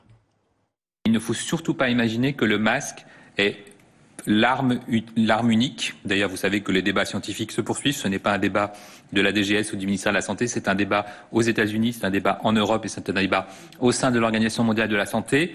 Le directeur général de l'OMS, de l'Organisation mondiale de la santé, a même redit son inquiétude sur le fait que pour certains, l'accès au masque pouvait signifier l'abandon de toutes les autres mesures barrières et ce serait une erreur. Donc il ne faut pas prendre le masque comme une assurance contre le virus. Ce n'est pas l'arme unique, c'est pas l'assurance contre le virus. Nous sommes avec Nicolas Florian, le maire de Bordeaux. Bonjour monsieur le maire, plutôt bonsoir, merci d'être avec nous. Bonsoir. Alors, la question, elle va être assez simple. Combien de masques? À partir de quand? Et pour qui? Alors nous avons pris la décision ce matin, en accord avec le président de l'agglomération, pour que l'ensemble des habitants de Bordeaux Métropole, et de Bordeaux en particulier, soient dotés de masques. C'est à peu près 800 000 personnes. Bordeaux, c'est 250 000 personnes. Donc j'ai engagé dès aujourd'hui, et demain je vais continuer, des commandes auprès de fournisseurs, qu'ils soient locaux ou internationaux, afin que d'ici la fin du mois d'avril, ou plus vite si c'est possible, mais a priori les premières commandes que je vais passer, ça sera pour la fin du mois d'avril, on puisse recevoir notre dotation et après nous distribuerons ça ou par portage, on le fait déjà aujourd'hui pour les repas pour les personnes âgées, ou par retrait sur des points de vie publique, des lieux comme les mairies annexes, et chaque Bordelaise et Bordelais récupérera un masque qui aura une durée de vie d'une trentaine de jours, des masques lavables, homologués, et chacun aura sa dotation. Donc masque lavable, c'est-à-dire après l'avoir utilisé, parce que la durée de vie entre guillemets d'un masque chirurgical traditionnel, c'est 3 ou 4 heures. Donc là, on l'utilisera quand on sort, on rentre, on lave, on le fait sécher, on le remet, quoi, en fait, c'est ça. Tout à fait. Aujourd'hui, il y a plusieurs modèles qui existent. Vous pouvez avoir des masques qui ont une durée de vie de 5 jours dès lors qu'ils sont lavés après chaque utilisation. Il y a des masques, c'est 15 jours. Moi, ceux que j'espère pouvoir récupérer et commander, ce sont des masques qui ont une durée de vie de 30 jours. Et l'idée, c'est que à partir du mois d'avril, fin du mois d'avril, on puisse équiper chacun de nos habitants. La priorité d'un maire, c'est de protéger sa population, c'est de faire aussi en sorte que le confinement soit respecté. C'est pour ça qu'il y a quelques semaines, j'avais interdit l'accès des quais de Bordeaux et la fermeture des marchés de plein air. Mais il s'agit aussi de protéger notre population. Oui. C'est pour ça que j'ai souhaité les doter. C'est de l'électoralisme sanitaire en souhaitant que les Bordelais s'en souviennent quand viendra le temps des élections municipales, monsieur le maire? Moi, c'est pas ma priorité du moment. Aujourd'hui, on gère la solidarité municipale, la continuité du service public. C'est le portage à près de 2000 personnes âgées des repas. C'est de la distribution alimentaire. C'est un état civil qui fonctionne. C'est le ramassage des ordures ménagères qui fonctionne. Et comme je vous le disais, le rôle d'un maire, c'est de protéger sa population. D'accord, donc pour qu'on comprenne, si les Bordelais vous écoutent ce soir et les gens de l'agglomération, ça sert à rien demain de demander des masques. Ce n'est pas pour demain tapante ou d'ici la fin de la semaine. Non, pas pour demain. Moi, j'ai passé les commandes depuis cet après-midi. Je vais les intensifier. Un certain nombre de communes commencent à prendre le même dispositif, donc il y a un peu un effet entonnoir. Moi, les premières assurances que j'ai de fournisseurs, c'est que pour la fin du mois d'avril, je pourrai avoir les premières dotations de masques. Si jamais on contrevient au port de ce masque, parce que ce sera obligatoire, conseillé, comment ça va se passer? Là, moi, je ne peux pas répondre à la place de l'État. Moi, je conseille en l'État des choses, c'est que je vais proposer aux Bordelaises et aux Bordelais de pouvoir se munir d'un masque. Mais je ne suis pas en mesure aujourd'hui, et je me garderai bien de l'imposer. Mais par contre, fortement le conseiller dès lors que je les ai reçus et qui seront à disposition de la population. Il n'y aura pas d'arrêté municipal imposant le port du masque, donc c'est ce que je comprends. Pas en l'état, pas pour le moment. Si toutefois le moment venu et les conditions sanitaires l'imposent et qu'il y a une règle, j'allais dire une doctrine nationale, bien sûr que je prendrai les dispositions. Mais je le conseillerais fortement. Mais à partir du moment où les gens pourront en bénéficier. Merci. Attendez, monsieur le maire, petite question d'ordre pratique. Vous n'avez pas peur que le préfet ou l'État, fort de l'arrêté qui a été pris, lorsqu'il voit arriver les masques, prenne sa petite dotation au passage, comme ça s'est vu dans certaines régions? Aujourd'hui, nous travaillons en étroite collaboration avec la préfète et avec l'État. Et quand il s'agit de réquisitionner ou que l'on puisse donner les masques que l'on commandait à l'État, c'est les masques FFP2 pour le personnel soignant. Là, il ne s'agit pas des mêmes masques et donc ce ne sont pas du tout les mêmes besoins pour les personnels soignants. Aujourd'hui, c'est même pas qu'on est réquisitionné, c'est qu'on propose à l'hôpital, moi je suis président du conseil de surveillance de l'hôpital, qu'on propose à chaque fois que l'on a des dotations de masques, on reçoit nos commandes de les donner bien évidemment en priorité au personnel soignant parce que c'est eux qui sont... Merci Nicolas Florian, maire de Bordeaux. Merci d'avoir été en direct sur BFM. Alors vous, le masque, docteur Soir, vous travaillez au quotidien avec tout ce débat sur on porte pas, c'est utile, c'est pas utile. Là, je me tourne simplement vers le médecin. Si on en a, on peut l'utiliser, mais dans des circonstances bien données, bien précises, quoi, en fait. Évidemment. Alors bon, pour les soignants, il faut un masque, notamment si on va au contact du patient. Quand on est dehors, c'est un autre problème. C'est pas la peine de prendre des décisions qui sont inapplicables. Évidemment que dans l'idéal, si tout le monde mettait un masque, ça serait parfait. C'est ce qui se fait en Asie, ce qui s'est fait en Hong Kong. Sauf que nous, on n'en a pas suffisamment pour que tout le monde en mette. Je vous rappelle qu'un masque, ça dure 4 heures. Donc, voyez, donc on monte en charge l'utilisation des masques au fur et à mesure de nos capacités. Oui. Et ça établit un cordon sanitaire. On prend l'exemple de l'Asie, on dit regardez ce qui s'est passé à Hong Kong, regardez ce qui s'est passé en Corée. Vous pouvez pas demander au ministre de dire aujourd'hui faites comme l'Asie puisqu'on les a pas les masques pour le faire. Donc il est bien obligé de proportionner ses recommandations à ses moyens. Oui, mais dans les formes, puisqu'on dit ce virus, on a des formes asymptomatiques, donc on ne sait pas qu'on l'a puisqu'on ne tousse pas, on n'a rien, donc il vaut mieux avoir un masque. Évidemment. D'accord. Évidemment. Comment se fait-il que quand on regarde l'Allemagne et qu'on regarde la France, on s'aperçoit que l'Allemagne a peut-être mieux résisté ou s'est mieux adapté à ce Covid-19 alors? Écoutez, l'Allemagne, ça fait depuis que j'ai commencé la médecine, on se compare à l'Allemagne.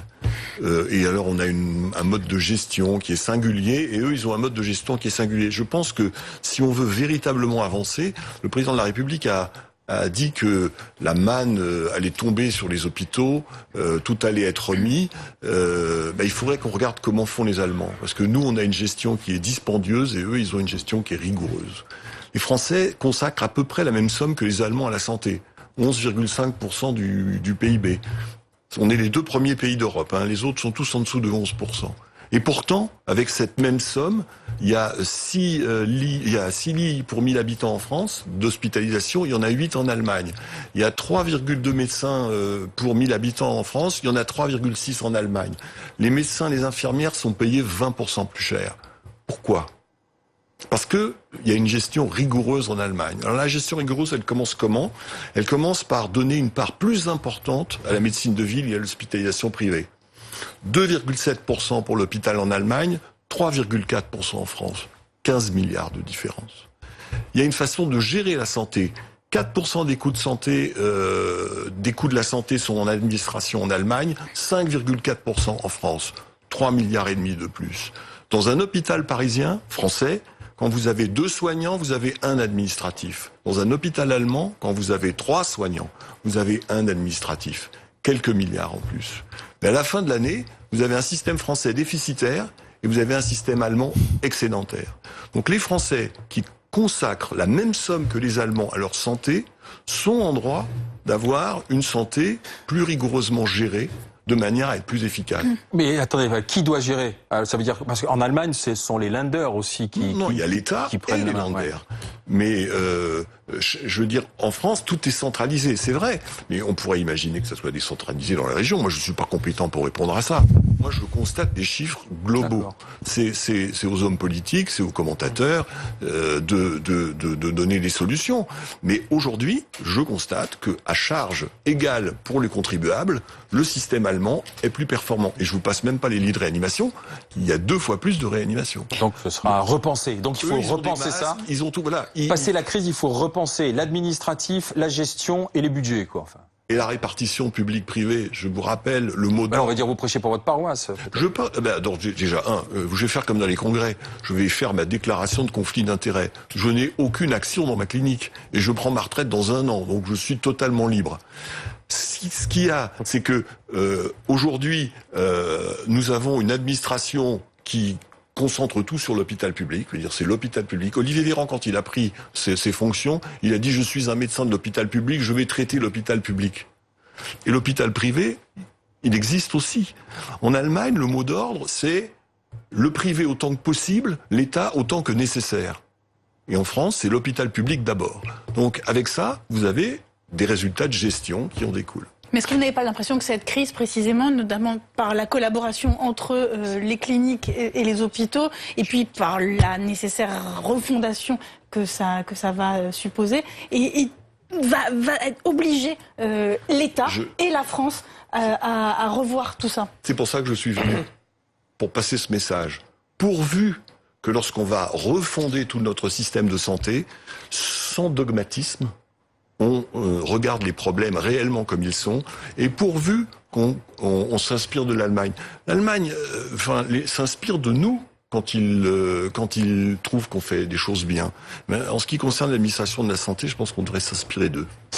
Là, on a vu les maires, les régions prendre un peu l'état de rapidité, le prendre par les côtés en disant nous les masques on va s'en occuper et on va commander et vous allez voir ce que vous allez voir, on va en avoir autant si ce n'est plus avant l'État. Benjamin Duhamel. Oui, il y a une forme de presque de surenchère entre certaines municipalités parce que les maires et les présidents de région ont bien compris une chose, c'est que les Français, et d'ailleurs c'est ce qu'on voit quand on lit les enquêtes d'opinion, sont en demande de plus de fermeté et sont en demande de plus de masques et ils considèrent notamment que l'État a extrêmement mal géré ce sujet des masques. Donc c'est pour des questions de santé publique, il faut pas non plus voir toujours de la politique politicienne là où il n'y en a pas, mais c'est aussi pour répondre à des envies des électeurs qui veulent être davantage protégés. Il y a évidemment une pression, une forme de pression sanitaire, mais d'ailleurs ce qui se passe à Paris, pas seulement sur les masques, mais sur la question du jogging, cette décision qu'a prise Anne Hidalgo sur le fait d'interdire le jogging de 10h à 19h, c'est aussi une certaine façon pour elle de montrer qu'elle est la première à regarder ce confinement. On a vu ces images sur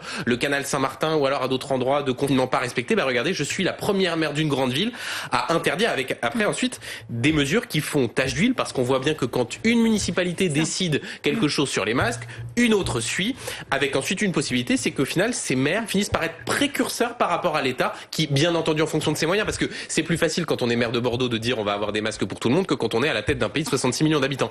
Mais en tout cas, on voit bien qu'il y a une forme d'émulation entre les acteurs locaux et l'État. C'est ce qui est assez singulier dans ce moment de la crise. Il y a une forme de débrouille. Bien sûr. Qui est un indicateur de l'état général. On s'est débrouillé pour les masques, on s'est débrouillé pour les casaques, on s'est débrouillé pour les lits de réanimation, on s'est débrouillé pour transférer les malades. Ça, c'est une partie du génie français, parce que, in fine, la catastrophe a été évitée, comme on l'a dit. Enfin, ça serait bien quand même qu'on rationalise un peu tout ça.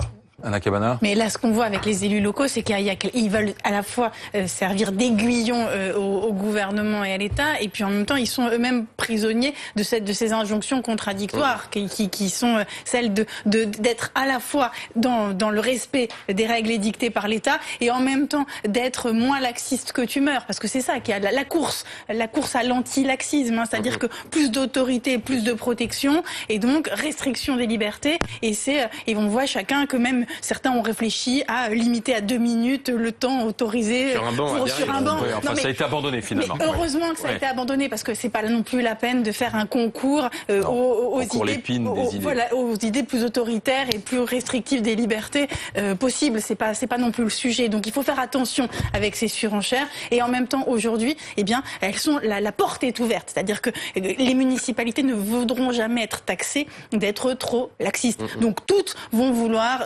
avoir un port du masque pour tout le monde, des arrêtés municipaux qui restreignent les temps de jogging, de promenade, etc. Il faut faire attention. C'est des moments compliqués quand même. Puisque vous parliez des idées, alors l'idée du rassemblement, la station assise de plus de 2 minutes sur un banc public à Biarritz, elle a été abandonnée. Mais dans le Nord, sachez que désormais cracher sur la voie publique sans se couvrir le visage est passible de 68 € d'amende. Bon, faut qu'il y ait le flagrant délit, ça fait doucement rigoler notre médecin qui est à côté de nous. C'était déjà un délit, je crois, non, mais je sais pas si ça se sanctionnait. L'État, on l'attend aussi sur les tests dans le cadre du déconfinement et en particulier les tests dans les EHPAD, tests massifs. C'est ce qu'a dit Olivier Véran, le ministre de la Santé. Nous sommes avec Florence Arnaise-Momé, qui est déléguée générale du syndicat national des établissements et résidences privées pour personnes âgées. La question, elle est toute simple. Hier, vous avez entendu la parole. De la parole, on doit passer aux actes. Est-ce que vous allez avoir des tests? Est-ce que vous avez reçu, je sais pas, un mail, une notification vous disant « Madame, ça va arriver ». Alors effectivement, nous avons appris hier par Olivier Véran le fait que les EHPAD devenaient désormais prioritaires. Je rappelle que depuis le début de la crise, c'est uniquement 3 tests par EHPAD, majoritairement, qui ont été mis en œuvre. Donc nous sommes très satisfaits de ces annonces que nous demandions depuis maintenant plusieurs semaines. Nous avons depuis discuté avec le ministère et effectivement, nous attendons pour ce soir un protocole et une directive vers les agences régionales de santé qui va expliciter la façon dont vont être déployés les premiers tests, puisque évidemment on ne va pas pouvoir tester 100% des résidents et des personnels en très peu de temps, donc il va falloir échelonner les tests, et donc quels sont les établissements et dans quelles conditions vont être distribués les tests. C'est des éléments que nous attendons les prochaines heures. Est-ce que vous avez l'impression que ça arrive un peu tard, parce qu'on sait que les EHPAD, les établissements pour personnes âgées, ça faisait un moment qu'ils demandaient déjà à être soutenus et à avoir ces tests? Vous savez que cette crise fait état de plusieurs combats. Le CINERPA a commencé dès fin février avec la mise en place de mesures barrières. Donc nous avons d'abord demandé des mesures barrières qui sont arrivées début mars, peut-être un peu trop tard. Et puis nous avons eu le grand combat des masques chirurgicaux, tandis qu'aujourd'hui nous abordons un second combat des masques qui sont les masques FFP2 et les protections intégrales, dont on manque beaucoup en France. Et puis maintenant arrive l'enjeu des tests, et donc voilà, à chaque finalement étape de la crise, de nouveaux besoins se font sentir et finalement nous suivons le gouvernement par rapport à ses disponibilités aussi en tests, puisque nous les demandions, mais nous savions que c'était impossible à faire dans le mois dernier. Donc nous espérons vivement que dès cette semaine, il va y avoir un vrai changement vis-à-vis du test en EHPAD. On a 3237 morts, plus 820 dans les établissements pour les personnes âgées dépendantes. On est face à une hécatombe à venir encore. Les chiffres vont continuer d'augmenter selon ce que vous voyez sur le terrain dans ces maisons? Alors je crois que sur ces chiffres de décès, il faut toujours quand même rapporter au nombre de personnes hébergées. Nous sommes sur 7000 EHPAD qui hébergent 700 000 personnes. Donc effectivement, il ressort que depuis le 1er mars, les premiers chiffres font état de 3200 décès. Il faut savoir qu'un EHPAD est un lieu de vie, mais est également un lieu où on accueille les décès. En moyenne, 2 à 3 décès par mois dans les 7000 EHPAD de France. Je vous laisse calculer, on est en France autour de 15 à 20 000 décès par mois sur les 7000 EHPAD de France. Donc 2700 ou 3200 personnes décédées du Covid ou suspectées comme telles, c'est important, mais ça reste encore une statistique finalement dans les 15% de ce que nous attendons pour l'instant. Maintenant, les 3 prochaines semaines, nous le rappelons, sont absolument décisives. C'est pour ça qu'il nous faut impérativement commencer très vite les tests pour pouvoir calibrer le soin que nous demandons aux personnes infectées. Où en êtes-vous en ce qui concerne le personnel? Vous êtes en tension, sous tension, en manque de personnel? Parce qu'on a entendu ce soir le professeur Jérôme Salomon lancer un appel. Les EHPAD ont besoin de renfort. Il l'a lancé d'ailleurs à tous les professionnels de santé. Il y a une urgence pour vous? Alors là encore, c'est lié aux 3 situations que l'on rencontre aujourd'hui dans les EHPAD. Une première situation, 60% d'établissements encore épargnés, qu'il faut maintenir épargnés. Là, les contraintes de personnel ne sont pas très vives et je dirais qu'on fonctionne plutôt en équipe normale. Après, arrivent les établissements qui sont dans la 2e catégorie où là, on a quelques Covid qui sont présents. Ça peut être d'ailleurs un membre du personnel. Donc là, l'important est de tester très vite pour calibrer le soin qu'on doit amener dans ces établissements. Et puis on a enfin les établissements qui sont en situation gravement critique, où là, évidemment, il faut, et là c'est là où on a des difficultés, majoritairement avec les personnels, puisqu'on peut avoir des cas où 50% des personnels sont atteints. Et c'est sur ces établissements que l'on demande à la fois une action sanitaire massive en direction des EHPAD et une action massive pour nous amener effectivement des ressources humaines, des ressources en personnel. C'est surtout sur ces sites que ça manque. Mais le drame, c'est qu'aujourd'hui, ceux qui sont là pour protéger les personnes âgées, c'est-à-dire les soignants, deviennent aussi les facteurs contaminants. C'est ça qui est terrible aujourd'hui dans votre situation. Alors oui, un EHPAD est par définition un endroit où les salariés entrent et sortent matin et soir, même si on met en place des sas de décontamination, même si on met en place des mesures barrières, le virus peut et rentre de toute façon, on le voit bien, nous sommes très fragiles par rapport au virus et donc aujourd'hui l'enjeu il est quand même de maintenir les 60% d'établissements épargnés, parce que eux fonctionnent et évidemment ils sont dans les territoires de l'Ouest, il faut rappeler quand même que les établissements en situation critique se trouvent très majoritairement en Île-de-France, en Grand Est, autour de la zone Aura. Donc on a vraiment des endroits qui sont extrêmement touchés, mais ça reste des zones géographiques qui sont touchées, avec justement des difficultés de personnel dans ces endroits-là. Merci Madame Arnez, merci d'avoir été avec nous pour faire le point sur la situation dans les EHPAD et votre attente surtout d'avoir rapidement les tests tels que le gouvernement les a promis, parce que là les annonces elles arrivent sur les masques, sur les tests et il va falloir agir vite et pas se rendre compte que finalement ça arrive alors qu'on est en train de sortir de la crise. Oui, ça crée un certain nombre d'attentes parce que sur les masques on a entendu que ce serait jusqu'à fin juin, ce qui a créé des réactions chez les gens en disant mais attendez, nous c'est pas jusqu'à fin juin qu'on en a besoin, si on en a besoin tout de suite. C'est toute la difficulté de la gestion de la parole public. Vous savez, Olivier Véran a souvent l'habitude de dire que la parole publique et que le temps public n'est pas le temps sanitaire. Eh bien, c'est toute la difficulté de tenter de raccourcir au maximum les délais parce qu'effectivement, les EHPAD, c'est la priorité des priorités. Et c'est ce qu'a dit le ministre de la Santé et aussi le directeur général de la Santé, Jérôme Salomon. Docteur. Sans compter que les tests, tout le monde va les vouloir. Il n'y a pas que les EHPAD. Il y a tous les hôpitaux pour reprendre leur activité normale. Parce que tous ces gens qui ont été déprogrammés, il va falloir les opérer. Et on aimerait savoir s'ils sont Covid plus ou Covid moins. On va les mettre ensemble.